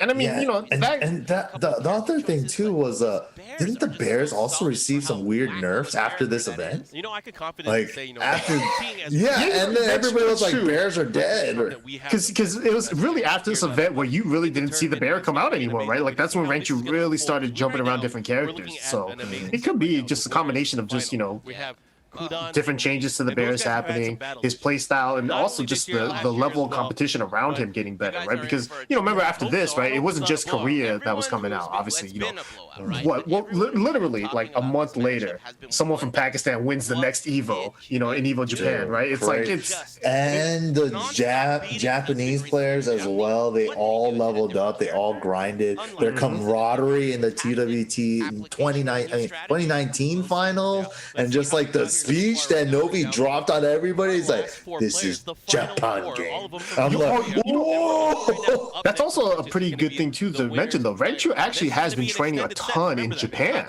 Yeah, I think he currently lives there. Yeah. So throughout the last year, maybe it was one of those things where the bear just isn't effective in Japan like it was in Korea, or maybe it's just like everyone in Japan knows how to fight against bears because they have, Japan has those weird character specialists that you'll never hear of, but they're hella good. Dude, you know what's crazy? Japan does have those weird character specialists all the time, because I remember like playing in the arcades, I'm like, why am I running into 25 Oscars daily minimum? Oh my god. Why is there so many of them? Dude, like I remember when I first went to Japan to rank up my Tekken 7 card, I was playing against it was like green rank Kazuyas, and I'm like, oh man, green rank Kazuyas is gonna be like just Hell Sweep City, right? This guy's hitting triple electrics, perfect electrics. I'm like, bro, what is happening? That rank says fighter. Like that's not even that serious. Shouldn't be allowed. Yeah. You might, if your rank name is fighter, your rank might as well just be participant. Just like I joined the tournament. Like that's not a real rank.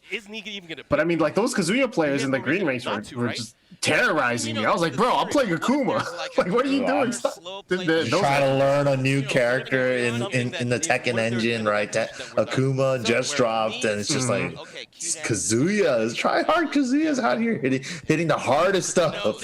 No, I found out real quick that in like that kind of like green to orange ranked area right before you get to like the red ranks, it's like I pretty much played only Paul's, Kazuya's, and Steve's. Wow. It was weird.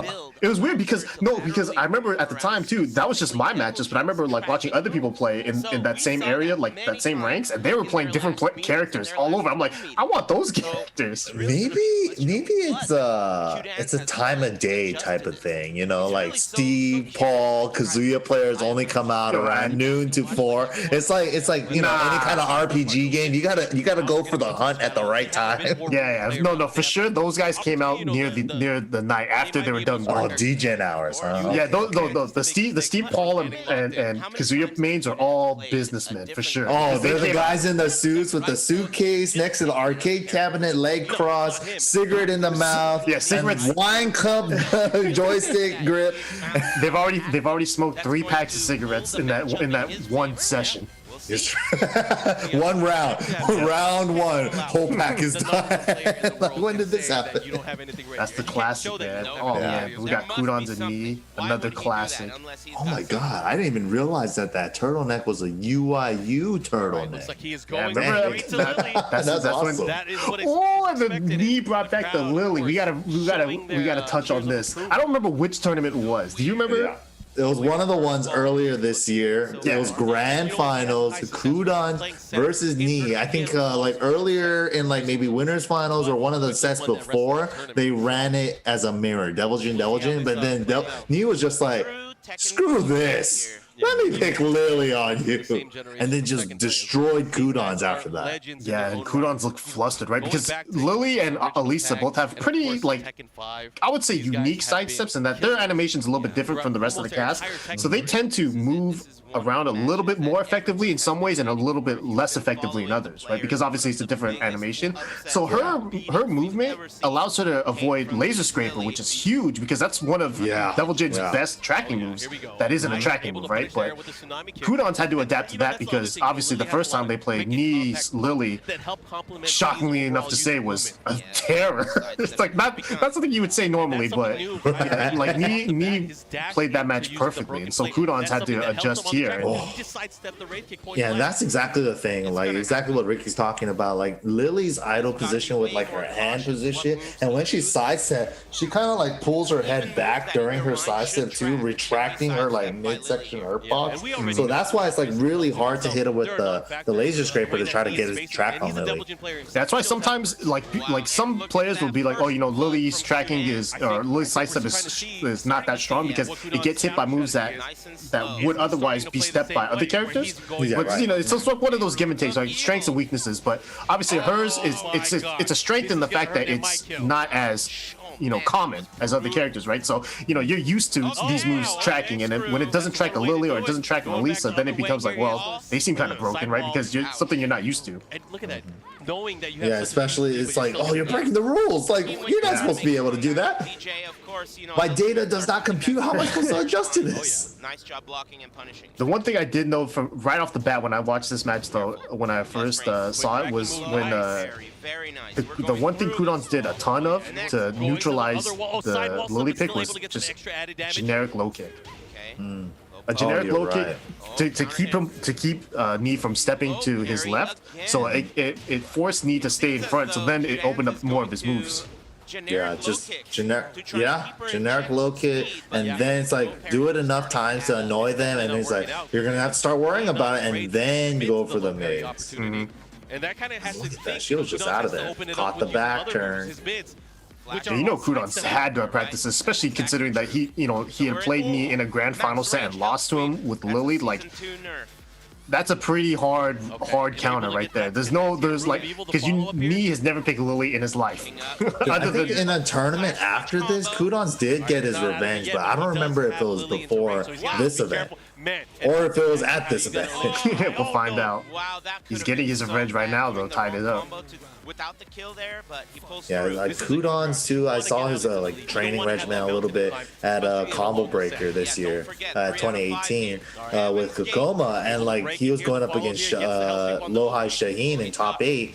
And then they just go over one sequence over and over. Shaheen down 3, all the options afterwards. What can you do? What's the one movement option that can eliminate the most stuff? Like all that stuff. Just practice it too. They only did that for 2 hours. I was like, wow.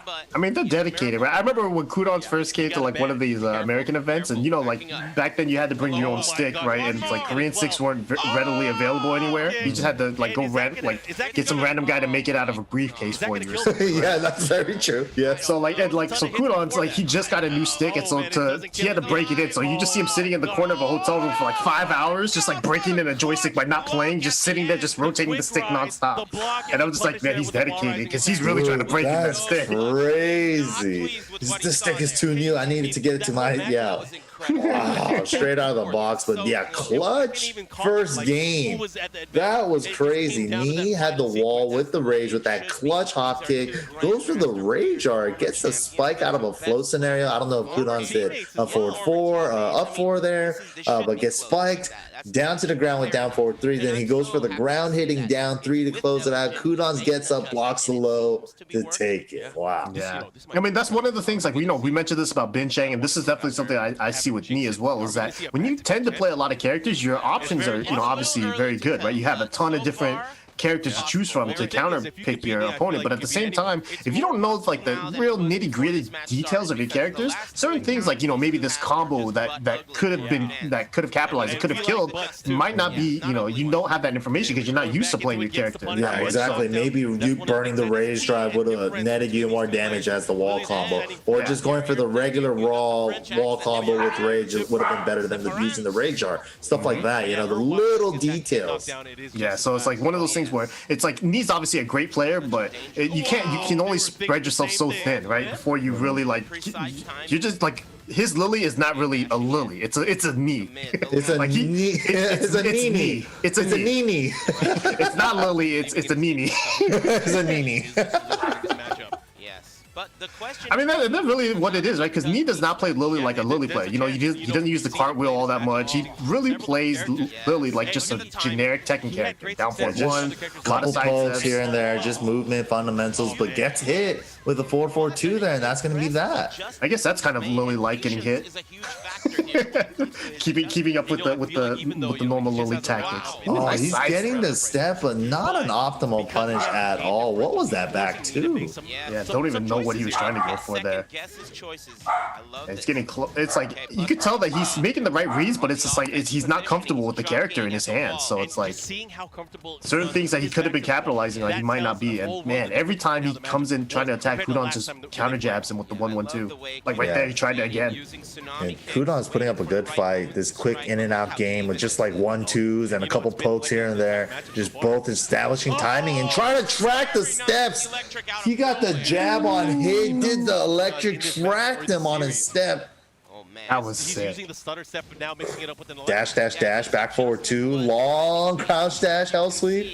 Yeah, and it's also one of the things too. You could notice Kudon's like he's kind of letting Knee just step. He's like, all right, I know you're gonna step, just step because step and then I'll attack. Yeah. You see, all those dash ups are just him realigning with the step, and then it's like, all right, look, I see you. Now I'm gonna attack again. It's such a smart move.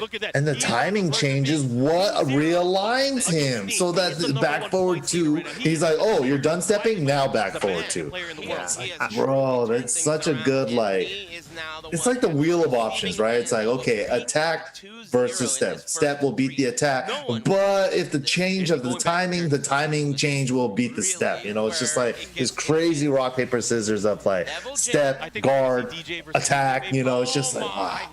Yeah, keep out attack. Yeah, and you have to know the player you're playing against, right? Like maybe against another Lily player that's not Knee, right? You might be more worried about like say the random hop kick or something like that because that just might be their playstyle, right? But Kudon's, I'm sure, knows he's played Knee enough to know that that's not Knee's playstyle. Knee's not going to be the kind of guy to try to counter hit you in the sense of oh, you're trying to run in and I got a hop kick, I'm going to counter hit you with the hop kick. Knee's more patient, more safe than that. So I think Kudon's recognized that too. It's like, well, now I know I can just push in. I can keep pushing in. I can keep trying to be aggressive because I know you're not going to throw out something risky to try to stop me from pushing in. He has that tell from the player-player matchup. Yeah, so a ton of great. Oh, and then he just straight up electric step in the face. He's like, I'm the Devil Jin player. I know. I'm the Devil Jin. Go back to. Oh God. Small punish. Yeah.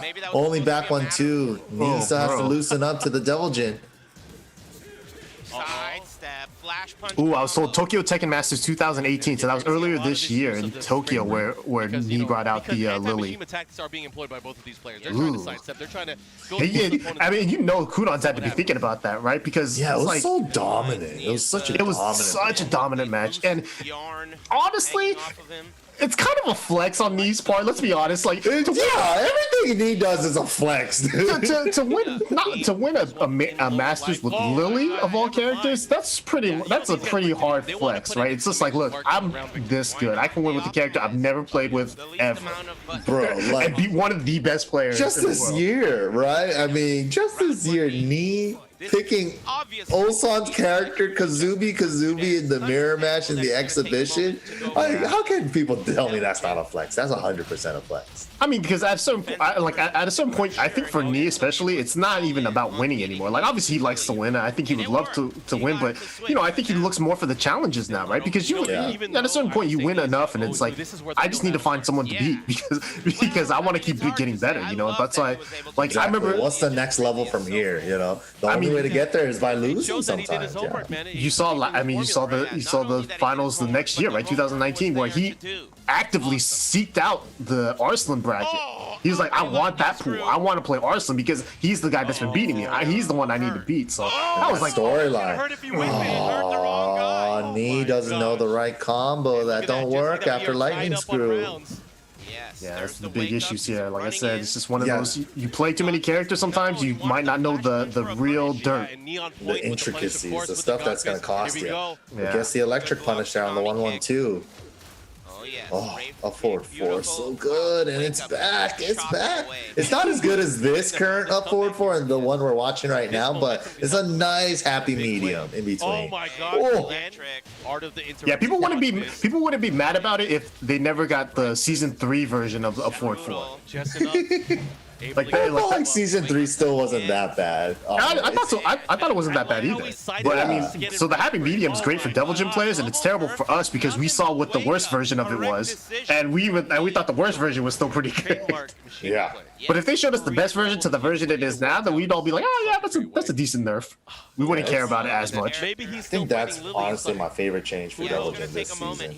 The up forward 4 kind of being back. It's nice. It's definitely nice. Yeah, I mean, the up forward 4 being back means Kudon's is back. Now he's posting on Twitter. Dude, I know, he definitely seems happy. Down back, 2 counter hit, knockdown. I can't believe that gives Rage Art. Oh my God. Yeah, he has some juice. He has some juice. Devil Jin, nice winner of this patch as well. Everybody from what I'm hearing is saying Devil Jin's back to being the best Mishima in the game.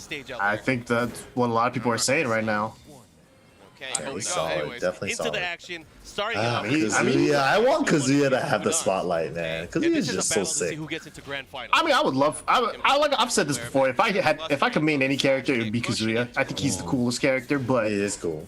you know, come on, man. His down forward wants 15 frames. I ain't got time for that.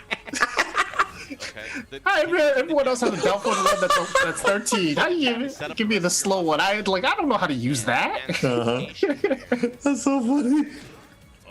It's so hard to play him, man, because it feels like you have nothing safe to use. But when you watch good Kazuya players, oh my God, it's such a treat. Right? It's such a treat. Goes for the right read. Bro, especially like high level Kazuya too, you can't mess up the electrics, right? And especially in the combo, double electric, triple electric combos, it's not like Devil Jin and Heihachi. If you flub the second down electric and get a down forward 2, Kazuya, that's a wrap. That's your combo. Yeah, that's the end of it. Yeah, the fly guard. That's such a good strat. That's a good. See, I wonder, like, if like that was intentional by both players at all, right? Like, if Kudon's meant to do the fly, did he really think that the super was gonna hit? Did he think that Kudon's pressed the button? Did he even know that there was an auto block in that fly? Like, a lot of weird questions that we don't even know the answers to because, you know, I didn't even That's think a of good that match. until after it Yeah, happened. right? But it's fun to Yeah, think about, and right? look at that, Yeah. the momentum that Did he Kudon know? had. He probably knows that he's a Tekken god, but sometimes you'd be surprised.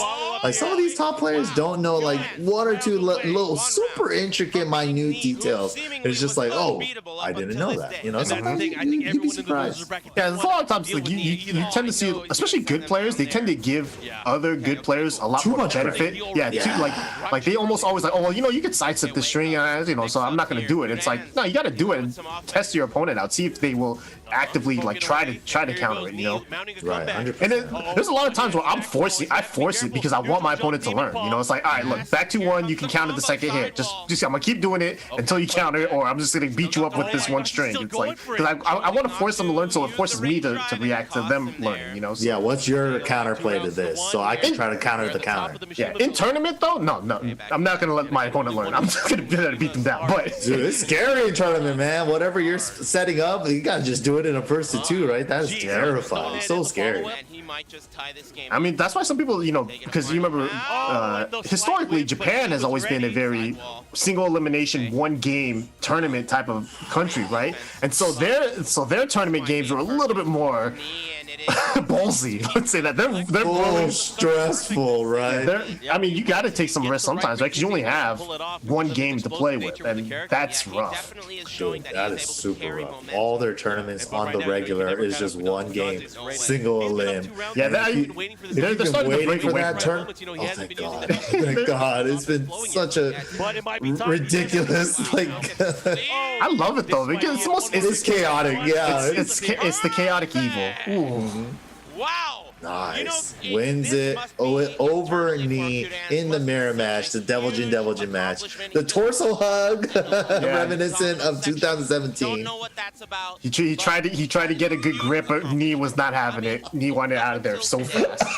Everyone who's been following the tour Oh, that was so saying funny. that they have never Man, dude, that I was, you know, like Kudon's was probably happy about that, right? Got over the Lily and then still beat him in the Devil Jin mirror. Like really put in a nice, you know, like bow on everything, right? Like I got the Lily down. I can still beat the mirror too. So It's so strange too because it's like Nee has been playing Steve as a tournament character as far as like the beginning, as far as I know, and then a little bit after that he started playing. Like beginning, it was definitely like Devil Jin, Fang, Steve, right? He's always had Steve, and then a little bit later on he started bringing Paul around a lot more, right? Paul and Steve, and then Devil Jin occasionally, but. Why the Lily we understand because he beat him up so bad at Tokyo Masters, right? But the Devil Jin mirror, that's definitely a little bit of a flex. He could have ran the Steve there. yeah, man, I feel like he just doesn't like running the Steve against Kudon, because I feel like he doesn't run Steve in that match. Like because Especially against Kudon. prior to that, I felt like he ran the Devil Jin mirror as well. So you know, maybe it's just a match he's not comfortable with, and maybe he just wasn't comfortable with Steve at this tournament, you know, because he didn't use. I don't think he used him earlier either against Rangchu. So That's true. That's true. Very interesting. Very interesting. It was crazy. Anyways, we are Yeah, going Rangchu here though going up against Chanel. And now, Man, you like, I really do want Chanel to win one tournament just because I want to see it happen, right? Because it feels bad. Like It does. It because you know, does. as a competitor, I want to see everyone win, just because I like seeing people happy. But at the same time, you know, you also want to see people lose because you just want to see How they're gonna come back? Yep. How they're gonna come back stronger from this? Where are they gonna be? But when they finally do win, oh. Yeah, but at a certain point, you get tired of people losing because it's like, man, you just want them to be successful at one point. I keep cheering for you. Just close it out.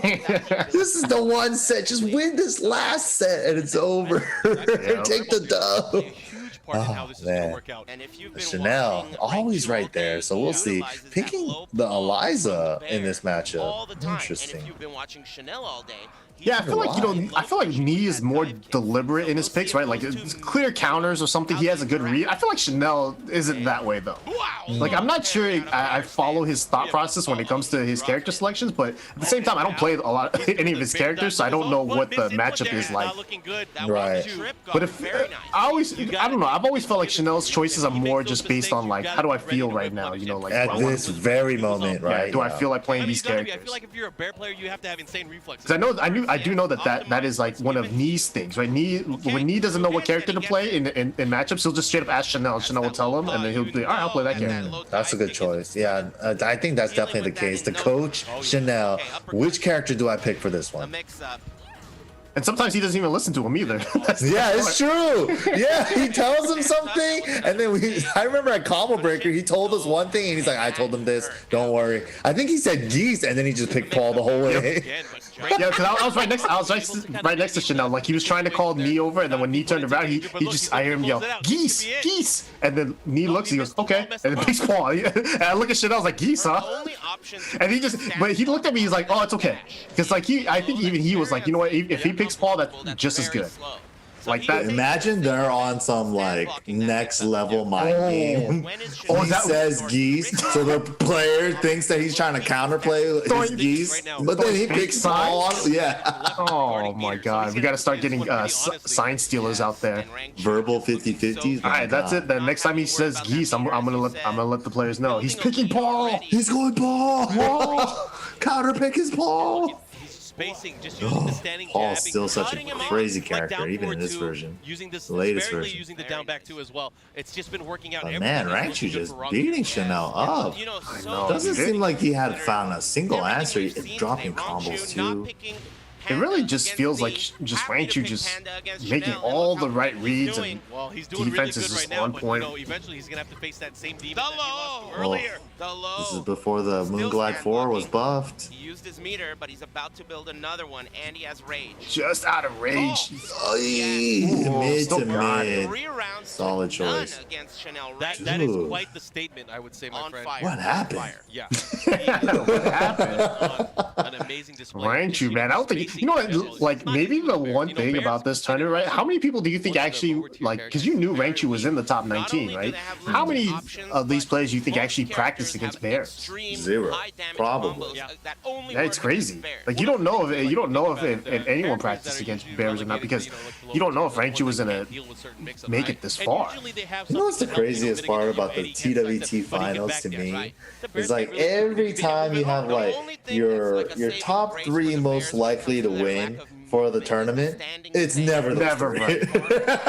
It's never those 3. There's always like a surprise star that year that's just like on fire, right? Just ridiculous play. They could see all the lows, break all the throws, duck all the highs, and just step all the mids. Like how do you beat somebody that's like in that perfect zen state? You know?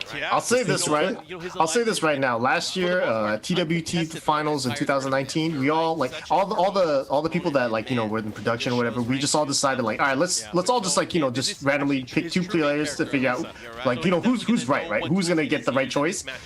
And Chikunin obviously won. Only one person guessed Chikunin. Dang. Out of so many people, only one person guessed Chikunin. And it's crazy, that's what I right? mean. Yeah, nobody had him under his radar last year, but dude, especially with like his story arc that happened last year too. Yeah, with him him being like the original Pakistani, like he went there to train with the Kudo Kudo and them. Like I think that probably was the real big hurdle for Chikunin to like finally get over. Is like, all right, I can actually start like really winning these tournaments, because he was winning before, but he knew that he needed to go to Pakistan to level up, and I think it helped him out a bunch. Yeah, I think it took a little bit of time to digest, but when it did, like, man, nicely seasoned, and we had a beautiful Chikunin winners of TWT 2019, and that was sick, man. Like, and then he had the player matchup prepared just in case he ran into certain players too. Oh yeah, like Ulsan only picking Akuma against him. That was a smart one.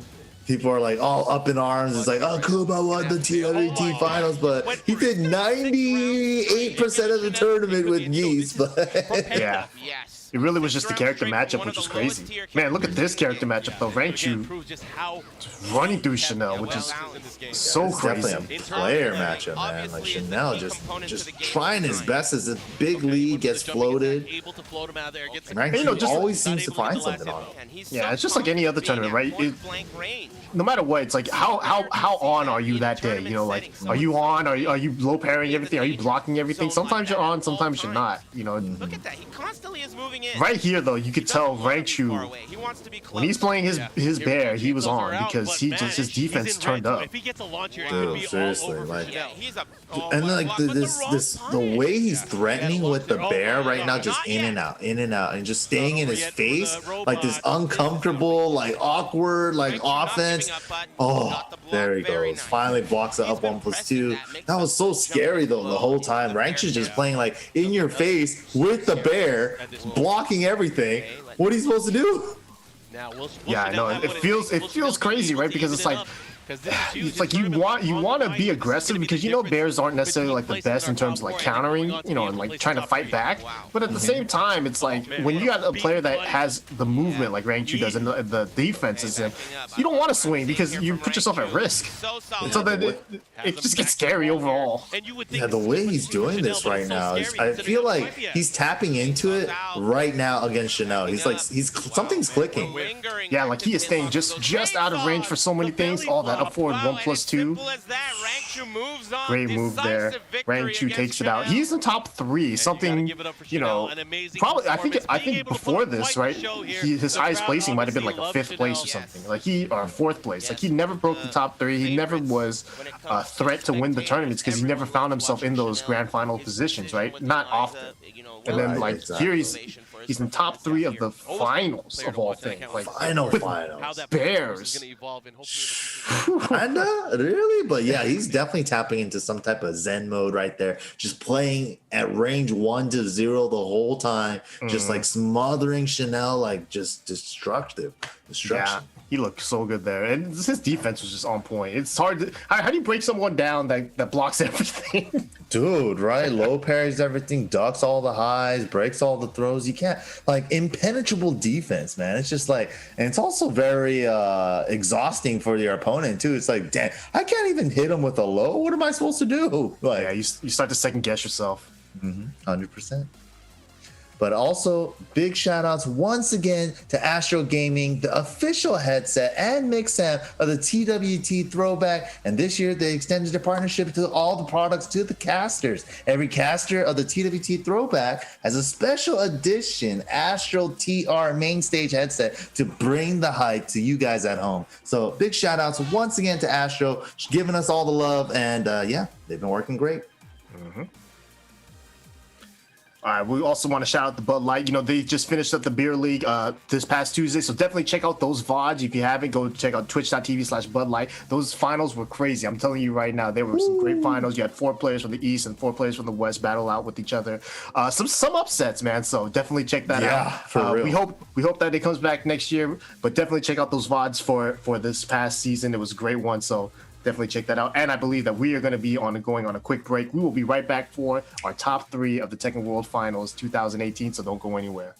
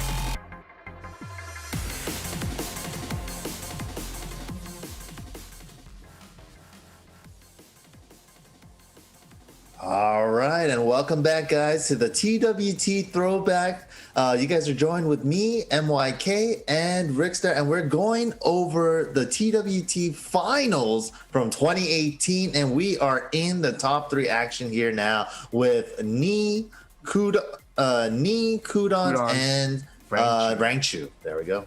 Man, that is a crazy lineup, right? Like one of these people do not belong here, but we don't know which one yet. One of these things, yeah. And also, dude, all Korea top 3 right now. The Korea top 4. I mean, this was a Korea heavy top 8. It was a Korea heavy finals, right? This was before the Pakistan invasion, before Japan started making their comeback tour, before Anakin decided to put America on his back, though. You know, yeah, it was for like real. It was one of those things where it's just like, oh man, it's and Europe is like, starting to show up like crazy now too. So yeah, even though this year kind of was a nothing really happened so far this year in terms of the worldwide aspect. I feel like every region is leveling up so nicely right now that I can't wait for offline events to return just to see where's Europe in this, where's America, where's South America in this, where's Pakistan in it now, where's Japan, where's Korea. So I heard South Africa even has a scene. Everybody has a scene. This is crazy, especially with the season 4 new netcode improvements and stuff. Everyone's just been grinding it out. Like I've never seen ranked so busy. Like everybody's just playing their hearts out right now. Yeah, everyone's demoting me. Like, if everybody stop demoting Ricky. Yeah, if you have the chance to demote me, at least just be kind and let me rage quit or something. Instead, they're hitting you with the key charges for no reason. Oh man, but make sure to follow us online, twitch.tv/Tekken. You can check us out. I mean, you're watching us right now, obviously, but make sure to follow us also on the BNE Esports YouTube channel. That's where you can find all of the latest VODs for anything Bandai Namco Esports related. So follow that YouTube channel there. Also, Twitter is Tekken, and also at the BNE Esports Twitter account, and follow Tekken on Facebook. And also don't forget to join the conversation. Use that hashtag TWT Throwback. Talk to us about the events in the past. Should throw up some sick ass clips. Let's see those and let's talk about those moments, man. Just because we're stuck at home don't mean we can't talk about these amazing moments that happened year after year during the Tekken World Tour events. And I'm pretty sure we're all just itching for these things to come back, but we can still relive the good times with everybody out there. So don't forget to use that hashtag. Make sure to follow check out the online challenge, the Tekken online challenge for the US West. The registration is now live. It's going to be live actually up until November 21st at 10 a.m. Pacific Standard. So if you haven't signed up yet, you have up until then. I would say sign up right now. Don't wait. But if you need to wait, if you're not sure, you have up until 10 a.m. of the tournament day to sign up. So definitely check that out. You can see all the info at TekkenWorldTour.com. And also, don't forget, the following week after the US West event is Thanksgiving. But the week after that, we are right back into it with Tekken Online Challenge Japan. And then you can sign up at TekkenWorldTour.com. They haven't announced the exhibitions for that event just yet, but that's going to be super exciting. Oh, man, I can't wait. And I also can't wait for these exhibitions. This is going to happen the day after the US Tekken Online Challenge West. This will be 3 p.m. Pacific Standard on the 22nd. You'll see here Wei Gamble versus Jackie Tran, former friends turned bitter rivals. You have Sukin, final boss versus Ben Chang, the eternal rivals of 2020. These two have been duking it out the entire year, and they're finally going to finish it. Someone's going to die at the end of this one because they've been fighting for so long. At the end, someone has to finally go, and then at the end there you see Avery versus Rip, a classic match between two heated rivals. Avery, and let's be honest, Avery usually gets the better of Rip, but a motive maybe. I mean, I gotta be honest, right? But maybe there's a new, maybe we might see motivated Rip, right? And maybe that could be. We haven't seen motivated Rip. That's quite a minute. That's a mythical Rip, right? Maybe the mythical version of Rip, when Eighth wonder of the world. Mm-hmm. Like that. Like honestly, final boss Sukin, right? That's a mythical version of Sukin. Right? It was a mythical version, and he made it a reality. So maybe we can make. Oh my God! I just realized Sukin's name got a typo. Sukin. That's even better. I'm keeping it like that. Sukian. It's fine. Well, hopefully Mythical Rip and Final Boss Sui can come through at the exhibitions. But honestly, those will be very good, man. I'm honestly, I'm genuinely excited for Jackie versus Wayne just because it's not a match you see often, and and since they've spent time away from each other now, we get to see like maybe one person really got better and the other person really got worse. Maybe they're both the same still. So exciting matches all around. Yeah, big shout outs. Yeah, big shout outs once again to the Tekken team. And don't forget, big shout outs to the Astro family, the official headsets of the TWT throwbacks and Mixamp as well. Big shout outs to Astro for the innovative design, always supporting the FGC. Much love to the Astro family, and Astro Gaming is back for another year supporting the Tekken Online Challenge as you guys see here. So big shout outs to them once again. And also make sure to check out the Bud Light series. The Bud Light VODs are still up, man. The finals just happened Tuesday. Make sure to check it out. I said it before. I'll say it again. It was a crazy finals for the East and West sides. The top 4 players from both regions were very good, very intense sets, and some surprises, let's be honest. There were definitely some surprises that many people weren't expecting. So if you guys haven't seen it yet, check it out. High quality matches and some pretty interesting results that if you know Tekken, you weren't expecting those results. Exactly. Especially if you've been keeping up with the series as well. It's just like, we couldn't have projected that one. We definitely couldn't have. I mean, Season 4 is bringing in a lot of surprises, and it's going to keep bringing surprises because it's still a brand new game. We're still trying to learn it. We're still trying to learn the ins and outs of the new moves and the characters and whatnot. So it's exciting time, man. I can't wait, especially for the online tournaments coming up, the US West and Japan. Ooh, those are going to be so fun. Dude, and Season 4 was... it was a pretty big patch, pretty big update. There was a lot of changes, man. A lot of some tierless shakeups, right? I mean, people aren't putting Akuma in top tier. That's a shakeup in itself. Like he's A tier ever since the beginning. What? That's crazy. Yeah, man. So I'm excited to see how it all plays out. It's just I'm expecting some cheap characters to come out. But here it is. We have the top 3 action here. Kudon's waiting on the winner's side of grand finals. We're going to be going into the losers finals match first. It's going to be me going up against Rangchu. Yep, and this is finals always end up being first to 3s. So Rangchu here going to be needing 3 wins against me here. And me was the one that put him in losers, but you have to remember, he put him in losers with weird characters, right? Like Rangchu played Geese and Fang, which is 2 characters we've never seen him play before and after.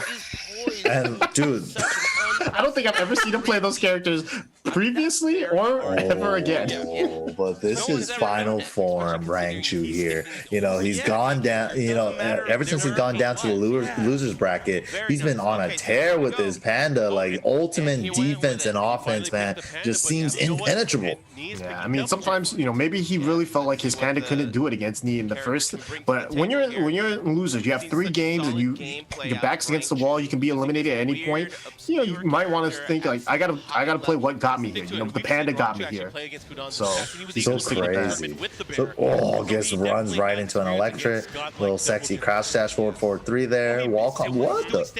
Oh man, Knee though, like some weird problems. And actually, so funny thing too, right, is the last year too, Knee, he made it this far, right? He got to this part of the tournament, right? Top 3 again, and he struggled at that part too, hitting combos and things like that. And he said it was a like a conditioning thing, like endurance. Like throughout the day, you're going so long that eventually, when you get so far in the tournament and it's all been one day, like you get mentally drained. It is very draining. Yeah, tournaments are very taxing for sure. Yeah, people might laugh at the idea of getting like exhausted in a tournament, but it's so true. Like, because you're mentally, you're just drained for sure. I definitely have experienced that myself, and it's definitely a thing. It's just like, you're just sitting there hitting buttons. What's so exhausting about that? Like, bro, I'm playing in the finals against the best of the best, fighting for my life out here, low parrying all these lows, but hanging on by a thread. Like, I'm trying to react to a move that's like a fifth of a second fast. Like, you tried telling me that I'm not exhausting my power, man. That's hard. It is very stressful. Yeah, especially if it's like do or die, risk reward calculations, all these other things you're trying to manage too. It's possible. It's hard. It's definitely hard. But Knee's been in this pressure situation for quite some time. Rangchu, more relatively newer player, right? Like I can't honestly say the first Tekken I watched him in, but yeah, I've never heard about him before Tekken 7, honestly. Yeah, I'm kind of like, I feel like he might have been like one of those just like Korean, like, you know, players that didn't travel, right? But he was an arcade monster or something like that, you know, like kind of like a John Ding style type of player too, where you didn't really hear about him until he started showing up to different tournaments outside of Korea.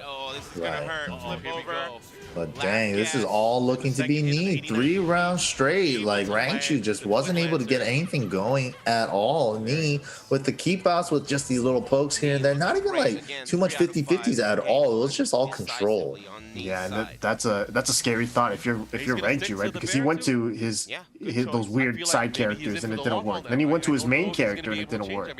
Yeah, just got 3-0'd. Like, how do you come back from this? You have to just remember though that, you know, since it is a first of 3, you have time, right? You have some games to test and to see whether or not it will work. And right here, you saw he goes to the infinite stage, sticks with the same character. I love those options there because I think at this point now he realizes, listen, I gotta go with Panda. It's what got me here. It's my most consistent character. Infinite stage is very good for Rangchu. And although, you know, like I do know, like right now he's not necessarily playing Panda as much as he once was, but I'm sure the Panda has helped him as a Tekken player evolve into, like, you know, being a defensive monster, because you need to be defensively solid to play this character at a high level.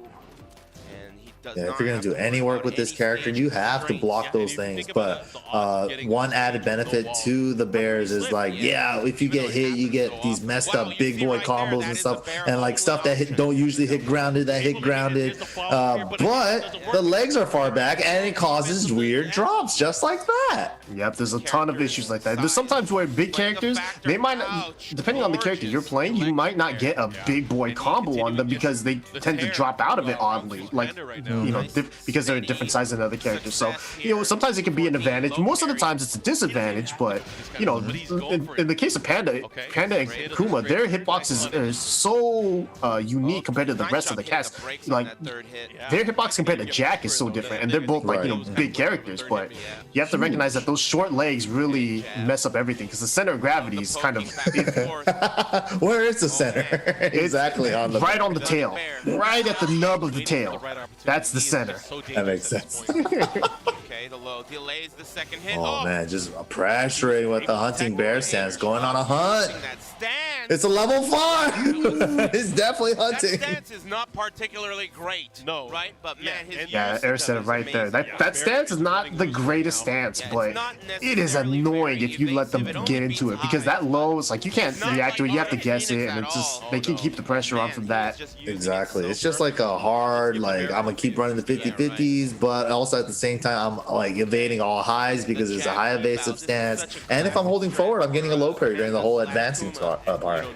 Yeah, you saw that hell sweep right there from me. He had to go way in there to get that hell sweep to make sure it hit. He was like, he was on the other side of Panda basically before he started that hell sweep, because that the legs being so far back, you know, if he had just like been a little bit off, that yeah, if he did the shorter hell sweeps, yeah, he's gonna get a twin pistons.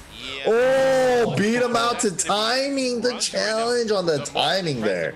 That's actually, you know, I would say Bears have a pretty strong rage drive. That's a good aspect of their game, is that at least the rage drive has multiple uses. You know, it's just not a one trick pony type of move. You could use it in combos, you could use it to start combos, you could use it to do messed up things. Yeah, side switch if you need it.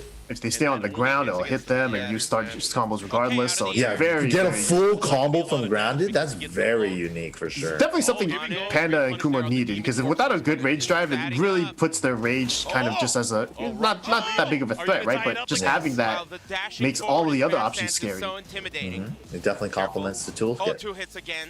But the rush down, and see, because he has to do the mad deep hell sweep, he's blocking it on the distance that he's doing the hell sweep at. He's just like, oh, you're doing the mad deep one? Here's the block. Ta-ta!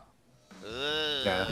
Wouldn't that be crazy? It's so hard to Yeah, it would be crazy. to really like analyze Rangchu's Kuma because it's really less about the Kuma and the Panda and it's more just about him as a player, right? Like his defense is on point, his reactions, his whiff punishing. It's like there's no real tricks with the bears. Like he's not. There's no trick. It's really straightforward, yeah. And like hunting bear stance, yeah, he has a couple lows like a 1-2 and a 2, but that's pretty much about it. A mid counter hit hunting tool with down 1+2 and like a mid poke and a mid launch, and that's it.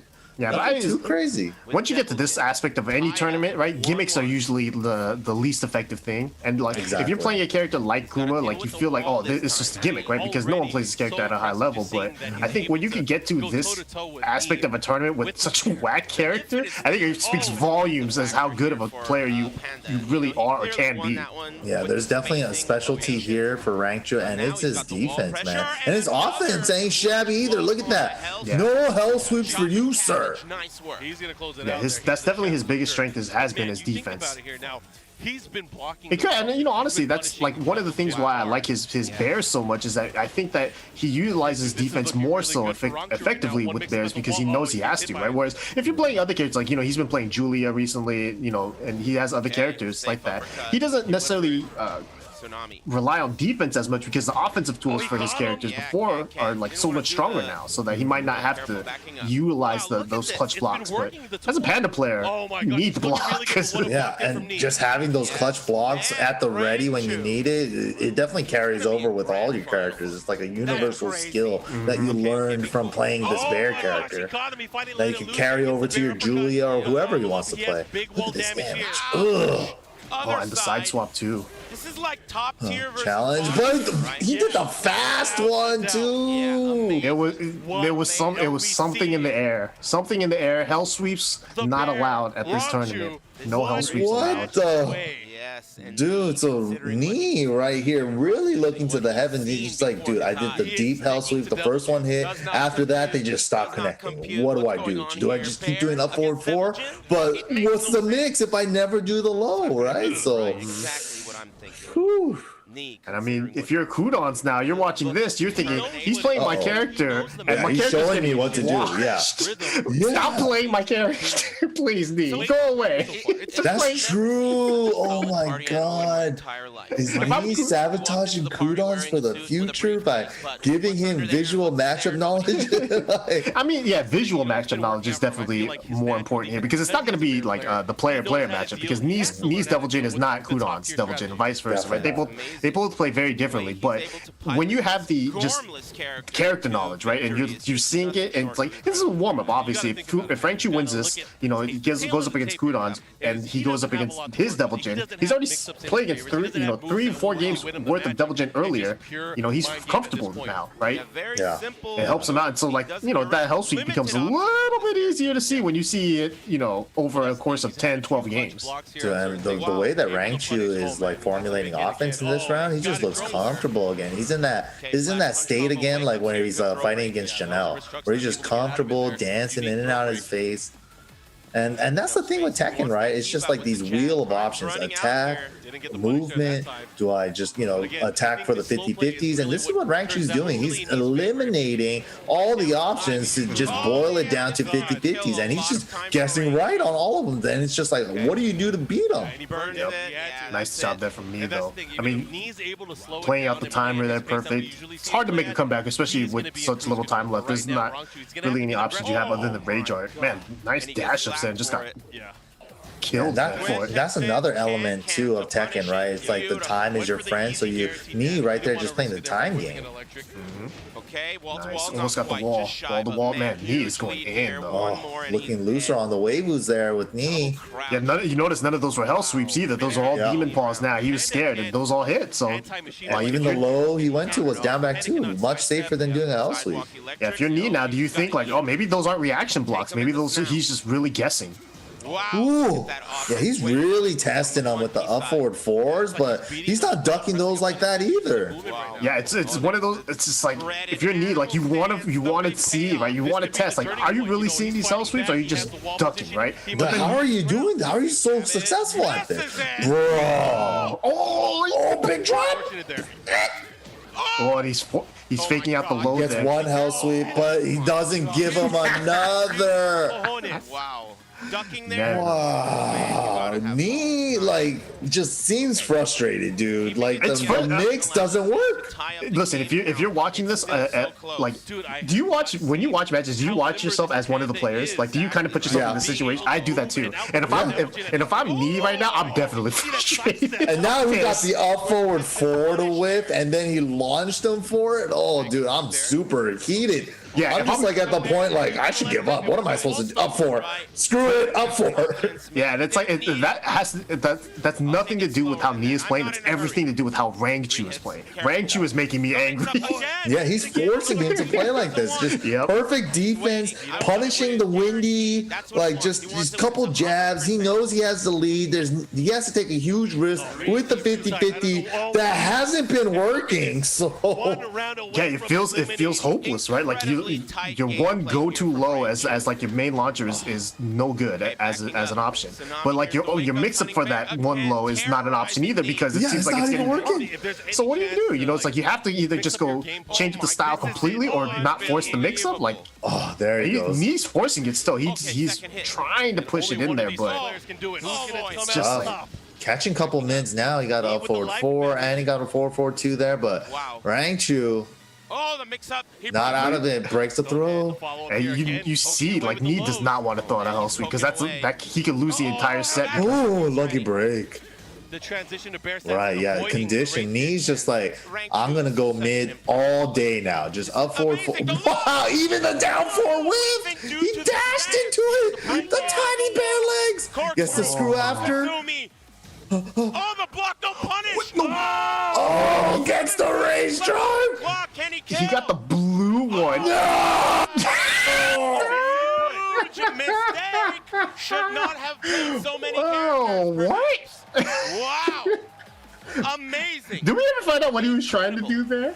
Forward What the 3 hell was plus he 4. even trying to do? But And he got just regular 3 plus 4? I think because he had a brain fart because he did a dash after the screw and he was like, shoot, do I have to cancel my dash with back forward? He probably did like back forward, then he did neutral when he was getting back to the Yeah, that definitely sounds like a brain fart situation. Oh, I mean, I don't know. I thought it might have been like one of those like key charging when you're trying to super type of things or something. oh no. Yeah, There's so that many does happen too. There's so many different things that could have happened there. That was unfortunate, and you know, like that's like, he has been so threatening. you know, like I think Knee is happy that last year happened because he got to wash that one out of his mouth, but it still stings. I'm sure. No matter what, it's gonna sting. Dude, that definitely stung a lot, man. He dude, like that intricate like game of playing the 50-50 hell sweep up forward 4, hell sweep up forward 4. That whole last round, it was all up forward 4, and then when he needed the hell sweep, he got the blue one. It was gonna do enough to put him in the lead. Time was up as long as he finished the combo, and then he just the best in the world can even drop combos in the clutches of moments, man. It gets tense, and it's sad because you don't want to see it end like that, right? Not on a big drop or execution like that, and especially from one of the best players like that. But you know, it really makes you realize like, hey, not everyone's a robot. You know, JDCR, we call JDCR a robot for like the first like 3 years of the game, and now it's like, you know, he's an Armor King player. He ain't no robot. Dude, I've been seeing him playing some Armor King again on his stream too. He's just like, maybe there's still hope. Oh, really? Yeah. He likes Armor King like that? I think so. He was streaming with him yesterday. I'm glad though. You know, because I really want people to like to play a character that they're happy with. You know, like That's true. that they genuinely enjoy. I feel like a lot of people don't Him play. and Dragunov is just like business time, you know. Yeah. It's not fun. It's not fun.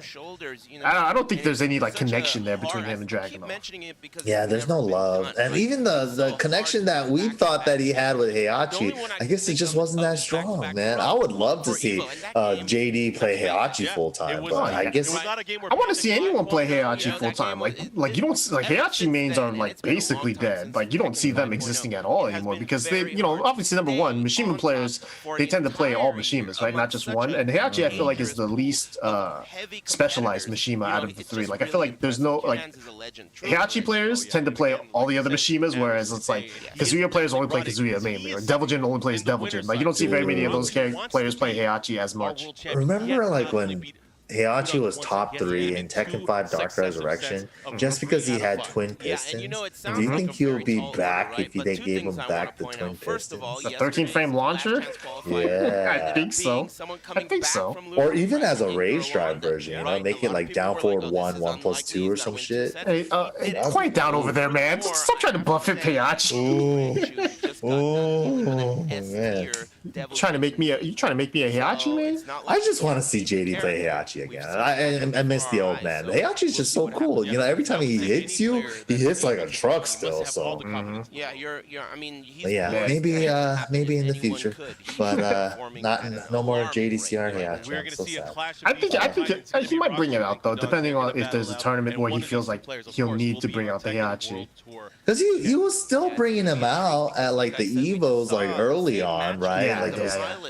But we just did the throwback to Evo 2017 last week, and like me and Mark were watching it, and neither of us remembered a lot of those matches. Like we didn't remember that I think it was either John Ding, someone like started out with a completely different character than what we even remembered. We were like, how do we remember this match? And it's like it happened so fast that it was like, oh yeah, that's the reason why you didn't remember it, because it didn't last that long. Dude, I just remember that match for the rage drive being just enough to kill. Then he gets to stomp after. It's just like, oh my god, all that from a low parry. But you know, that's the common complaint, right? Other than without that rage drive, Heihachi kind of gets asked out in the low parry damage department. I mean, he got a new filler now in the latest version, but still not.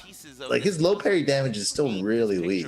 He's always had that issue though as a character, right? Like he's never really had a great while standing launcher in the past. He just finally got one within the past, like, you know, couple of seasons or whatever. But before that, a lot of times he was like Steve, where it's like if you make him block a low that isn't like a stagger block, he just had to deal with, you know, a decent amount of damage, but it's not a launcher, it's not going to carry to a wall or anything like that. So it was always one of those very like unique Mishima things that only he had. Like, you know, obviously all the other characters have, you know, 14-frame wall standing launcher or 13-frame wall standing launcher, but Heihachi's the one that has none of those. He doesn't even have a 13-frame mid launcher like he used to. So now he's just an old man. Yeah, that's the rough part, right? Because at least like before in the previous games in Tekken 5, the reason why Heihachi was like a top 3 characters because the system, because you didn't have to worry about lows like that because you just low parry twin pistons. So it's just like he's gonna get twin pistons after everything anyway. So yeah, that's why so good. And the Oki on top of that with the down one silliness, like Heihachi was mad good. But yeah, I just Mishimas are definitely a rare sight to see these days. I feel as though the only ones still rocking them at tournament level at the highest are Koreans. Like even Pakistan, Japan, they don't really run Mishimas like that anymore. Not the top players, right? There's still certain character specialists. I know Japan has a few Kazuya specialists I really like to watch. One's Keisuke. I think he's a very fun Mishima to watch. He's very good. He just doesn't have the I don't know who to cheer for, man. Tournament performances like a win. He made multiple top 8s though, so he's definitely a good player. I do remember Keisuke, the Hellsweep Madman. He's crazy. I love it. Yeah, I love watching those Kazuyas, dude. Where they're willing to put it all on the line for like 6-7 Hellsweeps. I love those guys. Yeah, I feel like Kazuya players, they have to play with a sense of like disrespect, because if you respect at all, then it's like, what are you doing? You're playing Kazuya. You're respectful? Like, that's not how you're supposed to play him. You want counter hits. You want big damage. You want to just be as disrespectful as possible, so that you can kill them as fast as possible. Just make them hate their life. You know, if you're not making them hate their life as a Kazuya player, you're doing something wrong. Maybe it's not meant for you. Yeah, Kazuya. I mean, Kazuya does have a few players out there, right? Like I know, like I said, Keisuke, right? There's a few players I believe in there's a really good Kazuya player in Saudi Arabia, Shrimpo. I always forget how it's pronounced. I always forget how to pronounce it. He beat Kudons at one of the Saudi Arabia tournaments where he hit him like it was a close set, and then like he had rage, hit him with the down forward 2, electric, Whoa. combo dead. Dude, that is so sick. There are definitely like Mishima players out there. It's just you don't see them that often, especially in tournaments. It's hard to be a Mishima main just Super because hard, yeah. it just require a lot of work for kind of the same amount of damage or things that you would get with other characters, right? Yeah, effort, right? Yeah, where other characters you could just do a sidestep down forward 2, but like with Mishimas you have to do like a sidestep electric for the same like damage and like whip punch opportunities, and especially in the clutch too, messing up your windies, even your windies or your electrics, right? And getting a down 2 or a down forward 2 when you needed at least a windy, it's like, bro, that could be the difference between win or loss.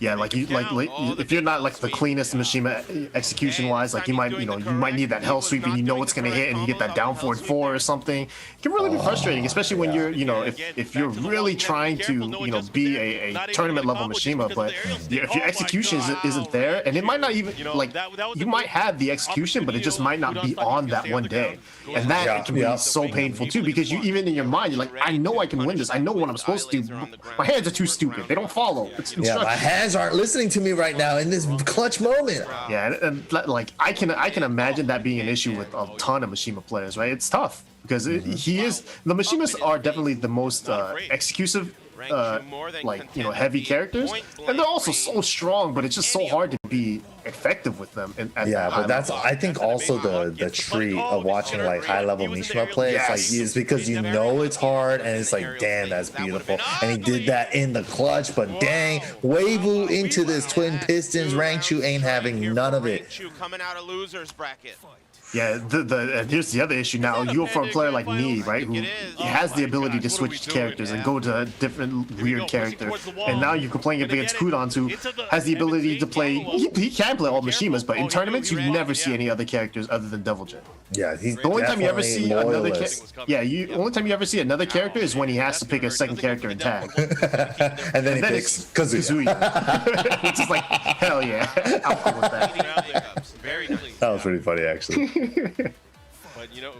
Man, but yeah, speaking of Japanese Mishimas, man, my favorite one stopped playing in Tekken 6. Knee Diamond Main Street Ryu. What happened? Jimmy told me that he actually became a Gundam player. I mean, Gundam's huge over there, right? I heard, yeah.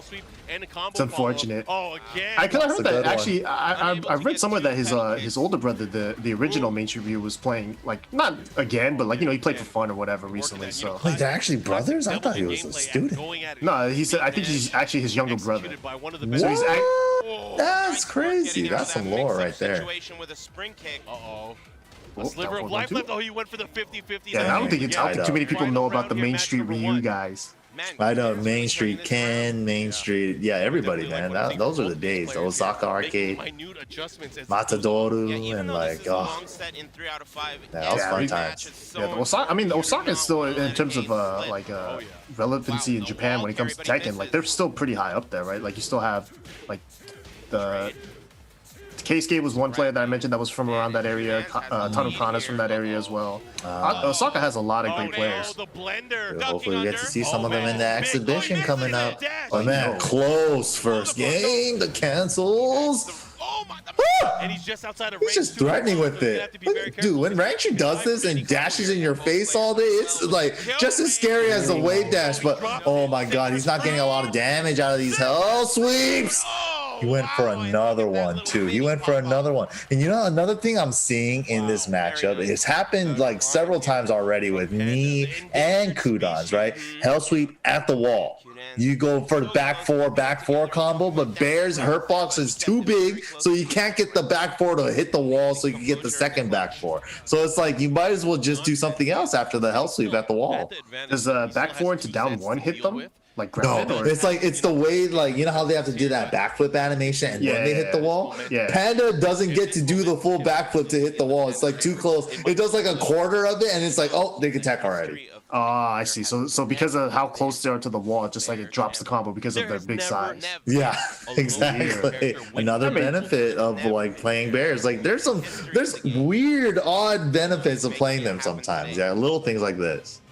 This is nuts. Yes. It's always funny, like, you know, if you remember the old Tekkens, right, when you had Mokujin, and Mokujin would, like, mimic bears, a lot of times, like, the animations would still be, like, if Mokujin was a bear. So, like, if you do a throw with Mokujin, like, the arms are so short, but, like, but they're still grabbing them like they were a bear. So, and they're just, like, hovering, like, force powers and stuff. They're levitating around Mokujin's arms and stuff. It's cool.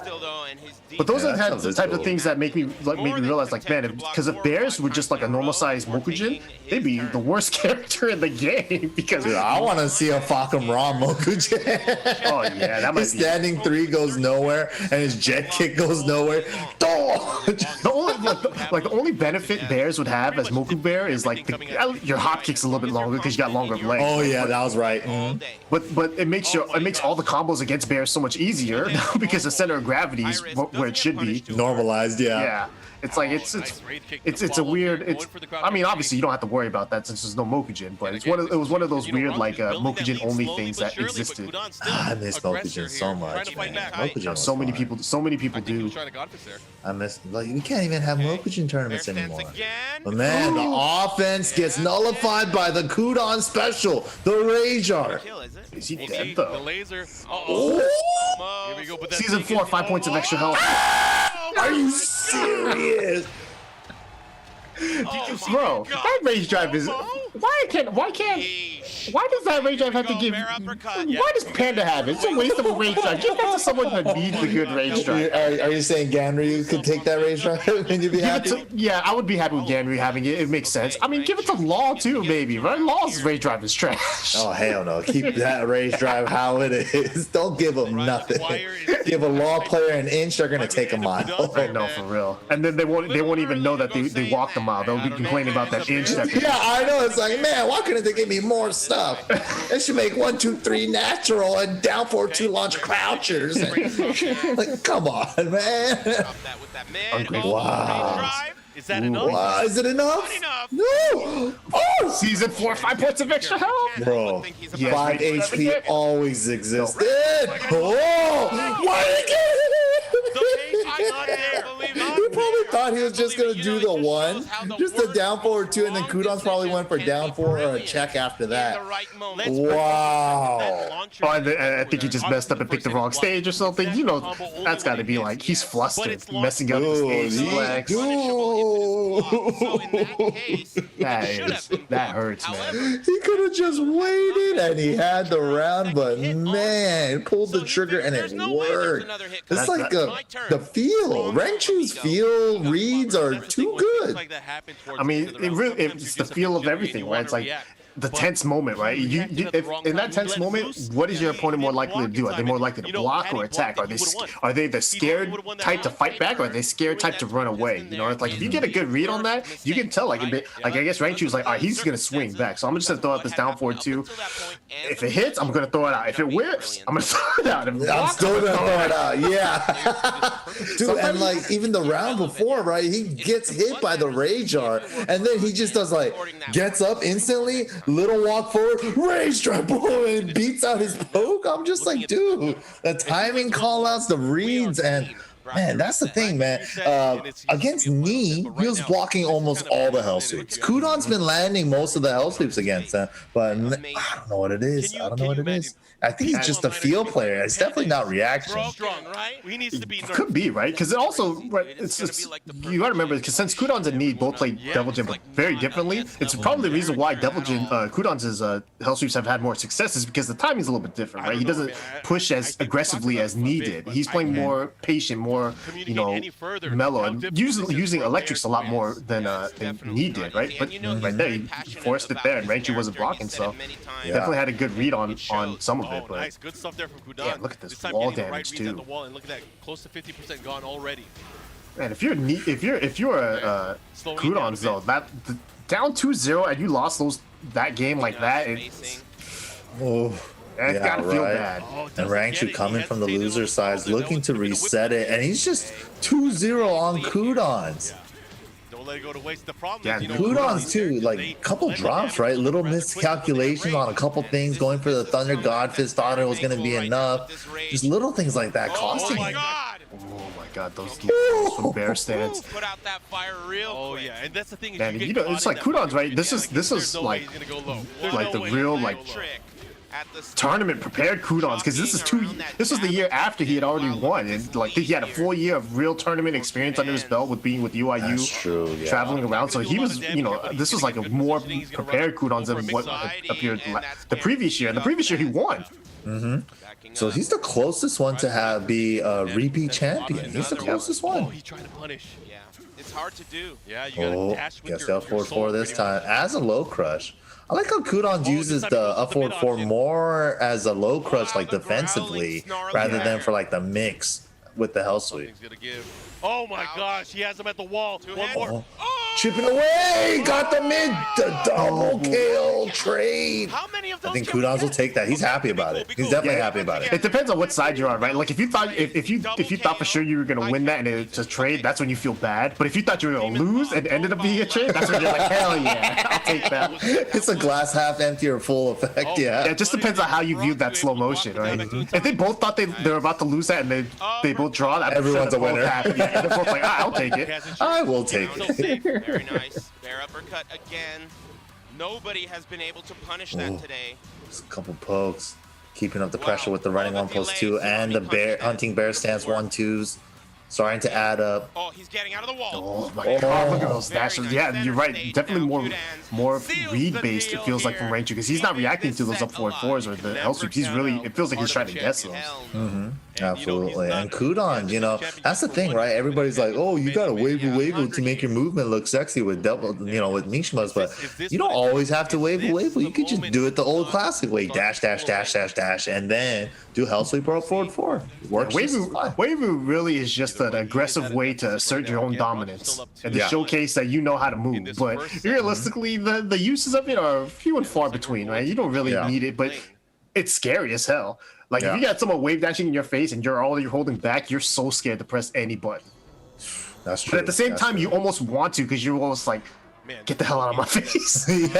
You're scared, right? So you just need to, you don't know what to choose. So it is a very effective mix-up. But like you said, the dash up is just as scary. Because, Yeah, like right there, dash, hell sweep. yeah, so dashing up, you're already, you know, you're not forcing a mix-up out of a wave dash. You're forcing a mix-up out of just any stance.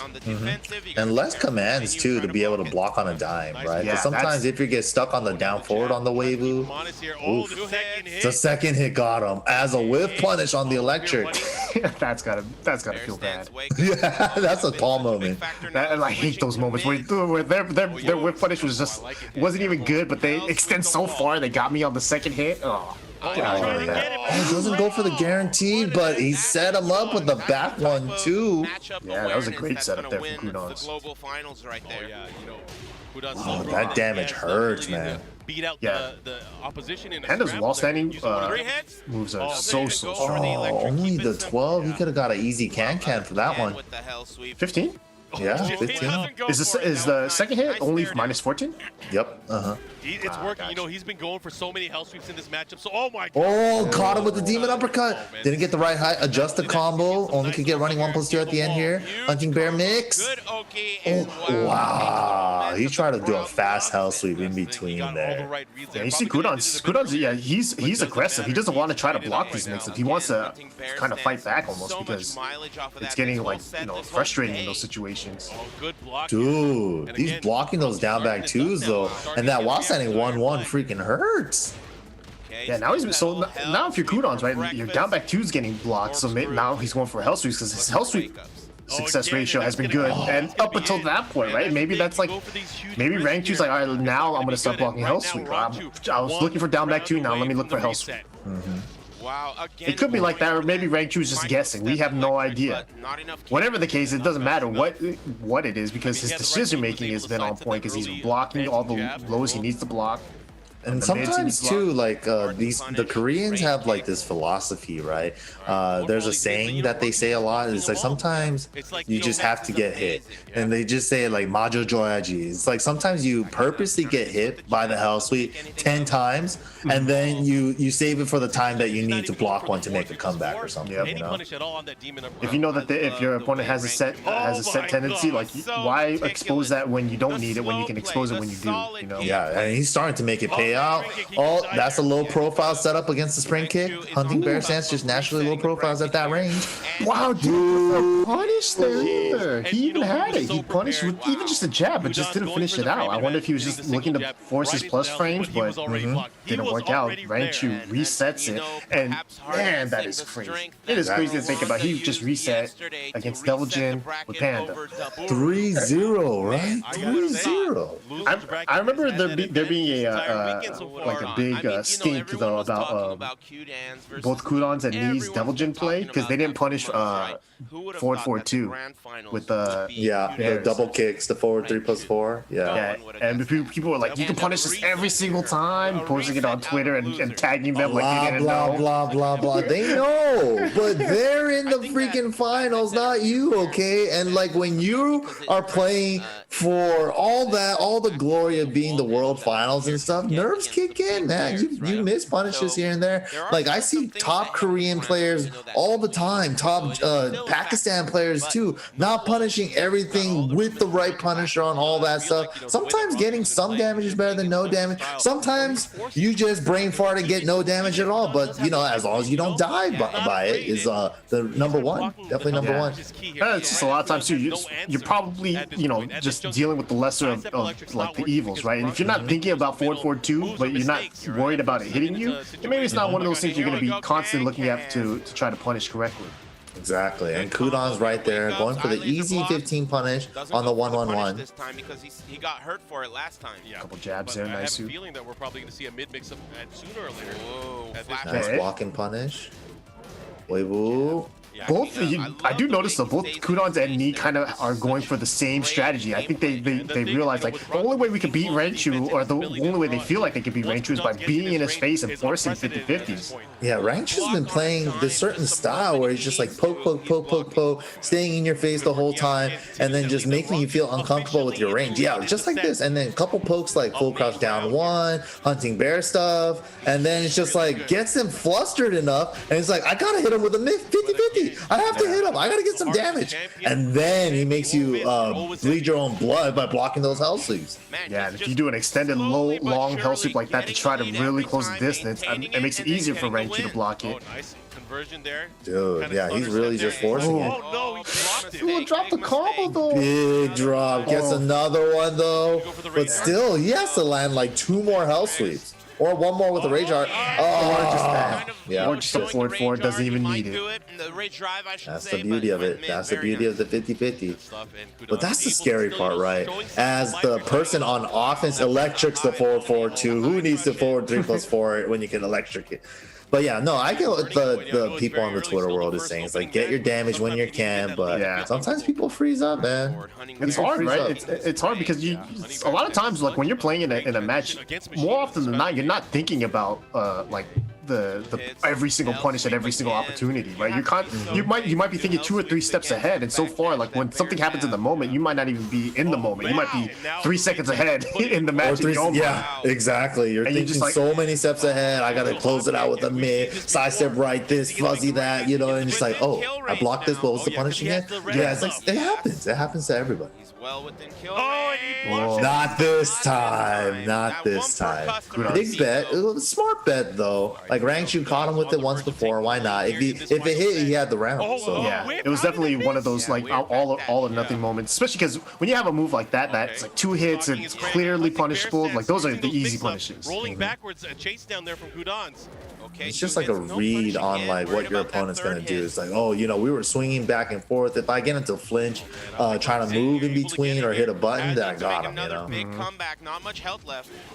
Oh, he had him out of the air. Kudan's trying to take to the skies with these upward 4s and crouch dash 3s, but trying to low crush something. It's so crazy how like kind of the defensive mindset for both players, because it feels like Kudan's is definitely going for more crush heavy defense, right? Where it's like up forward 4s to go over the lows, and like duck. I need to start ducking those highs and doing whatever. Where it feels like Rangchu's like, I need to block everything because I don't have crushes. I gotta block these. I gotta block these cell sweeps and these down back 2s. But every once in a while, I'm seeing wow, beautiful dash into low parry there from Rangchu. I'm seeing a lot of like very good usage of like just very basic tools from Bears, right? Sometimes just stand there, sometimes do 2-1s for keep out, sometimes do a hop kick, sometimes do full crouch lows.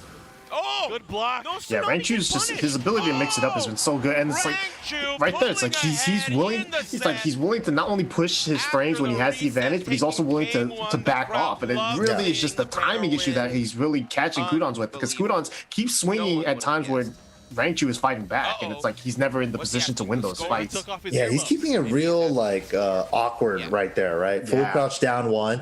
He hit it right there. A lot of times he just backdashes away. So Kudon's, I think he went for a hell sweep right there. But Rangchu with the right read, full crouch down 1, he's like, you know what? I'll take my +1. I'm just gonna swing while standing 1-1 afterwards, because I know you're gonna try to force a 50-50. And that's the kind of like pressure that you could put onto your opponent with like the factor of time and like the life bar, and it's just like, it's time to do it now. It's all or nothing. There's only 13 seconds left. What are you gonna do? You know, the combo afterwards not even gonna put you in the lead. So it's time to go.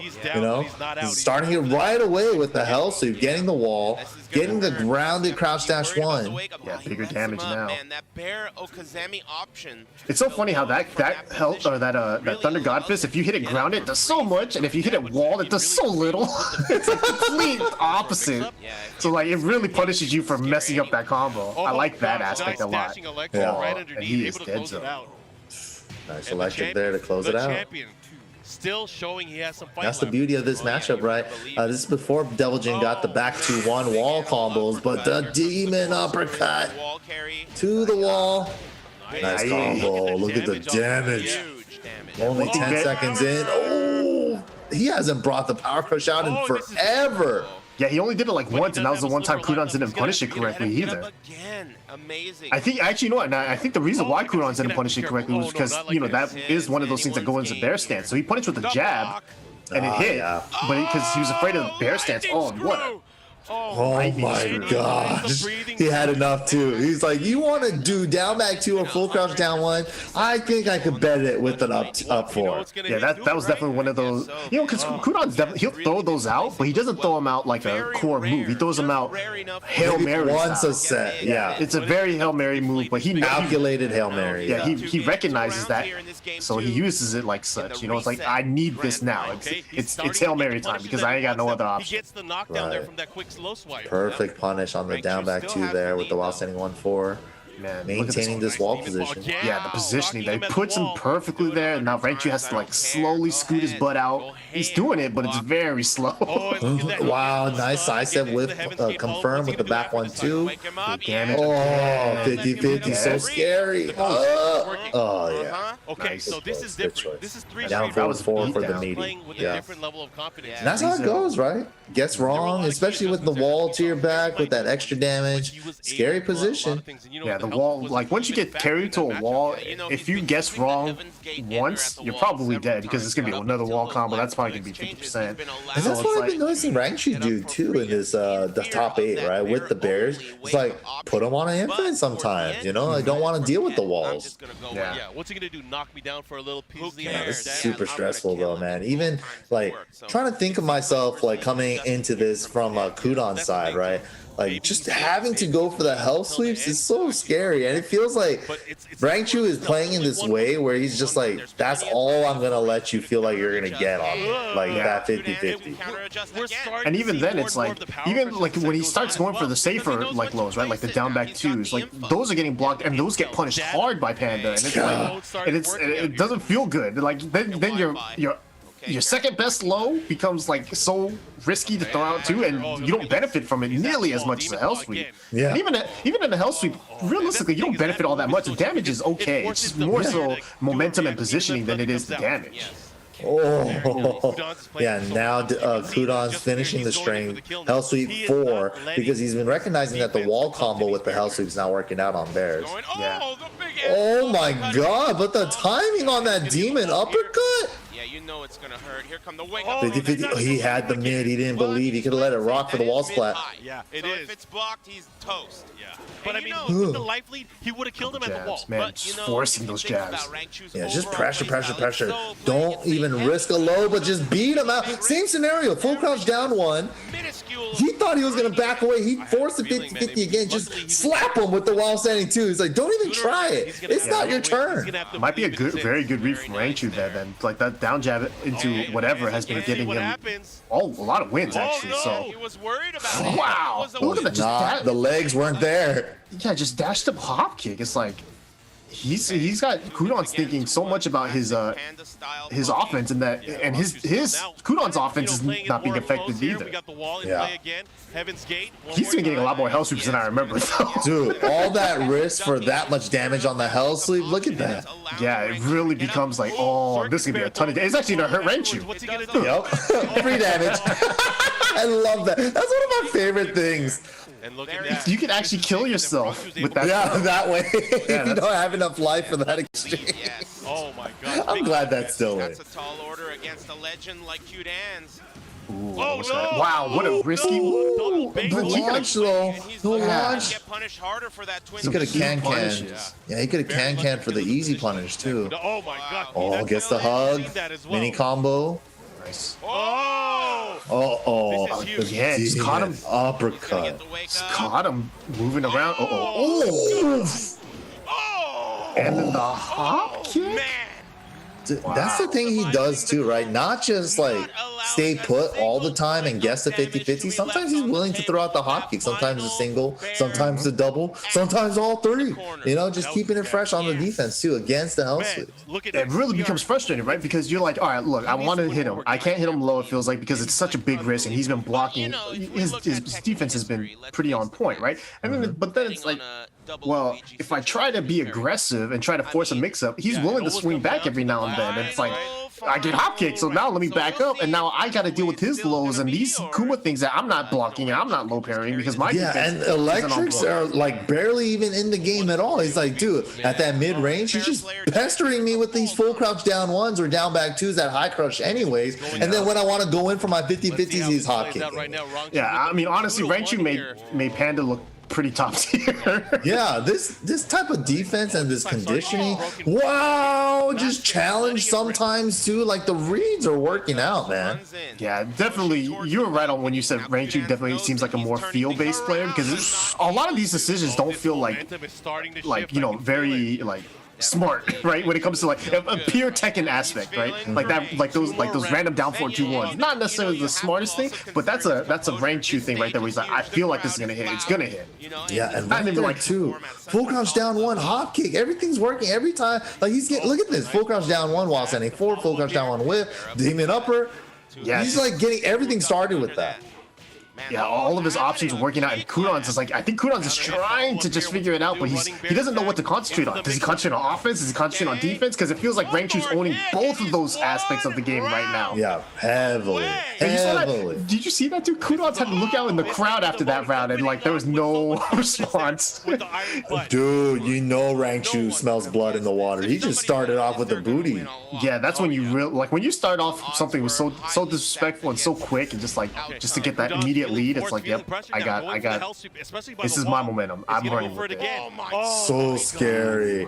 See, Yeah, the back four, too close, too big. Stand and block. He doesn't want to take too many risks. Like the situations where being a big character is paying off. Yeah. So in this matchup, the hell sweep's even less of a threat at the wall. So he's just like, oh, at the wall, I'll just take the hell sweep. Why not? Yeah, it's so hell sweep. Yeah, Rangchu really made the hell sweep so insignificant in this match, and He's neutering it for real. Oh, he got him. Oh, low crush, final chance. Heaven's Gate. Oh, that sucks. The rage drive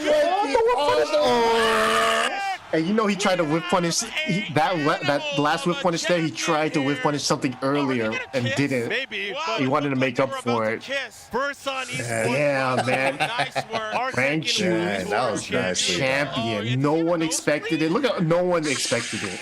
Man, For congratulations. real. I gotta give it up. And then that was so unfortunate for Kudon's too, right? He hits the rage drive at the wall, but he shoots past them 180, and he was trying to input a crop slash one, but he's the other way, so it's just couldn't do nothing about it. Oh man, unfortunate city. Beautiful. Man. And but the biggest surprise is having Rangchu hoist up that trophy. No one expected that at the beginning of this tournament. No one, because you know what? Honestly, like, no, this wasn't like disrespectful to Rangchu. It was just that his performances throughout the year weren't he wasn't winning. He was placing top 8. He was playing solid, but he just never seemed to close it out. And here, not only did he close it out against 2 of the best players, and he made it look so dominant.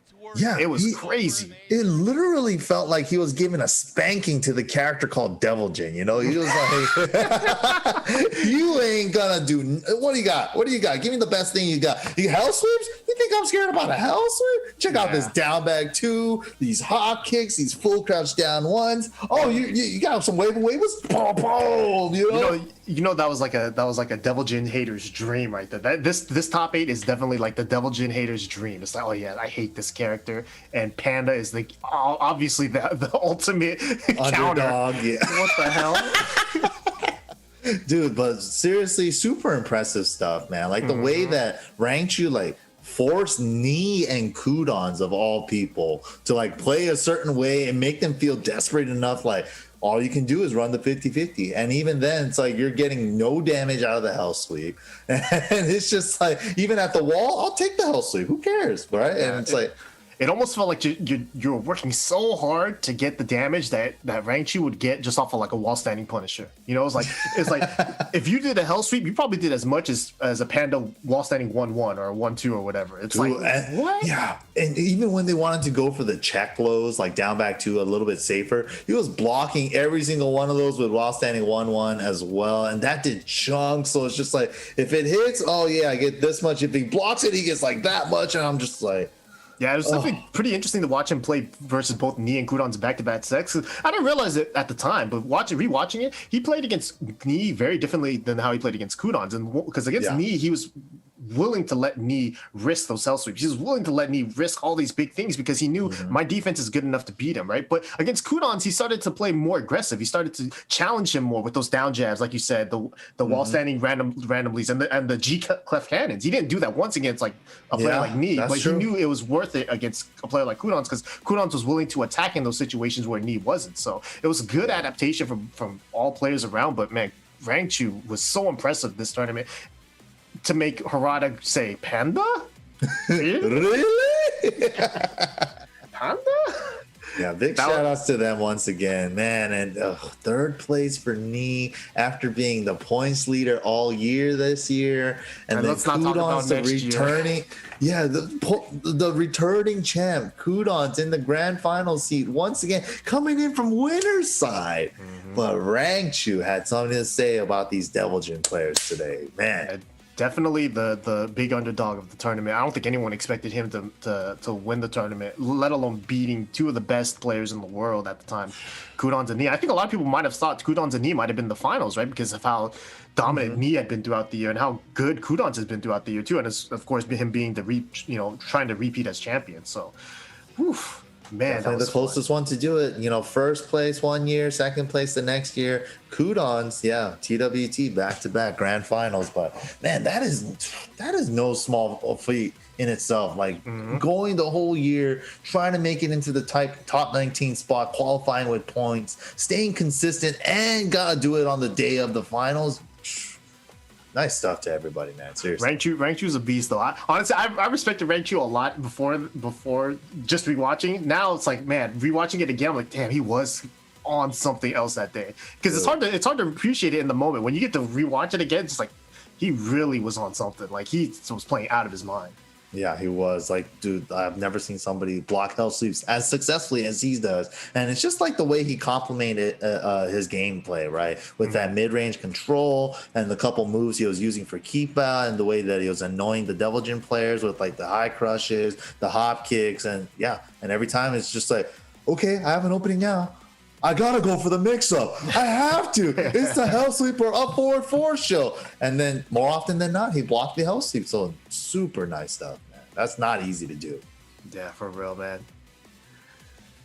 All right, so I think that's gonna almost do it for us here today. Thank you guys so much for joining us. We did do the Tekken World Tour 2018 Finals Top 8. But if you're interested in more Tekken action, make sure to check out the Tekken Online Challenge US West. The signups are available right now up until 10 a.m. PST, November 21st. You can sign up on the day of the tournament before 10 a.m. Pacific Standard Time, so make sure to check that out. TekkenWorldTour.com registration is now live.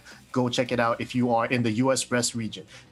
And also, don't forget Tekken Online Challenge Japan. At 2 weeks after this one, we're gonna have Japan. We don't have the exhibition lined up for that one quite yet, but I am super excited. Maybe we get to see some West Coast, East Coast action clash from Japan. Ought to be a good time. Registration is now live. Some Chikuden versus Nobi action. Maybe we can get some Naroma versus Hakayo. Gen versus. Oh man, there's so many good matches. Ooh. Yeah, man.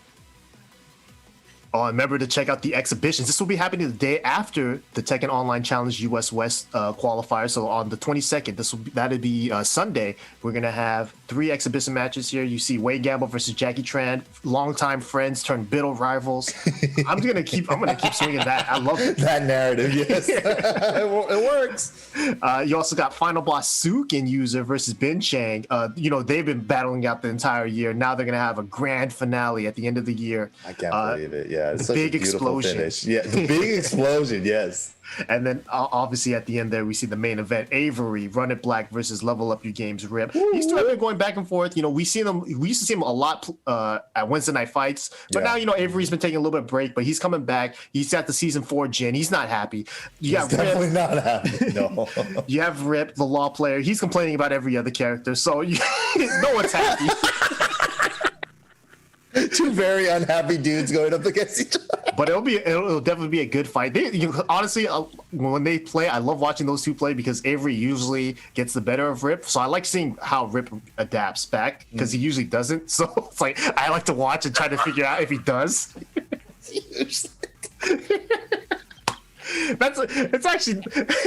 actually not that true though, because usually it depends on which Avery and which Rip shows up. I can't wait for those exhibitions though. I'm excited because I think those all. I honestly can't say I can choose a favorite in any of those matches, to be honest. Yeah, I think they're all going to be really, really close and really good hype set matches. I think the worst set will be like a 5-2 beatdown, but even then, a beatdown, I put in quotations, because I think even if you win a set 5-2, I think the matches can all be very close. So exactly, yeah, they could all be final, last hit, slow-mo, triple slow-mo, who cares, right? Like, it could be crazy. It could be crazy. Yep. So remember to check that out. That's going to be this Sunday after the qualifiers for the US West. We also talked about the Japan qualifiers as well. So much more Tekken action to come. Even though we have kind of finished some of the seasons. The year's almost over, but yeah, we're right near the end. But yeah, once again, big shout outs to Bandai Namco. Big shout outs to Tenno, Astro, Bud Light, everybody keeping us entertained at home during the crisis and all that.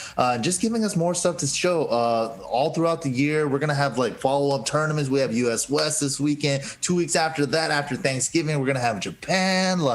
Man, the fun times keep on coming. So thank you guys all for watching, man. It's been a great time. And yeah, season 4 is out, and now everyone's having a blast playing it too. So it's been great. Nothing but good stuff. Yep, I think that's going to do it for us, though. I think we're out of here. Thank you, Mikey, for joining. Yeah, it's been a blast. My name is Rickstah. Shout out to Tenno and everyone else for helping us run this. I love the Tekken World Tour. I wanted to come back, but until now, we're going to keep doing these throwbacks. So make sure to check out the next one whenever we have it. Also, make sure to check out the online challenges coming soon. But until then, see y'all later. Peace, guys. Bye. Bandai Namco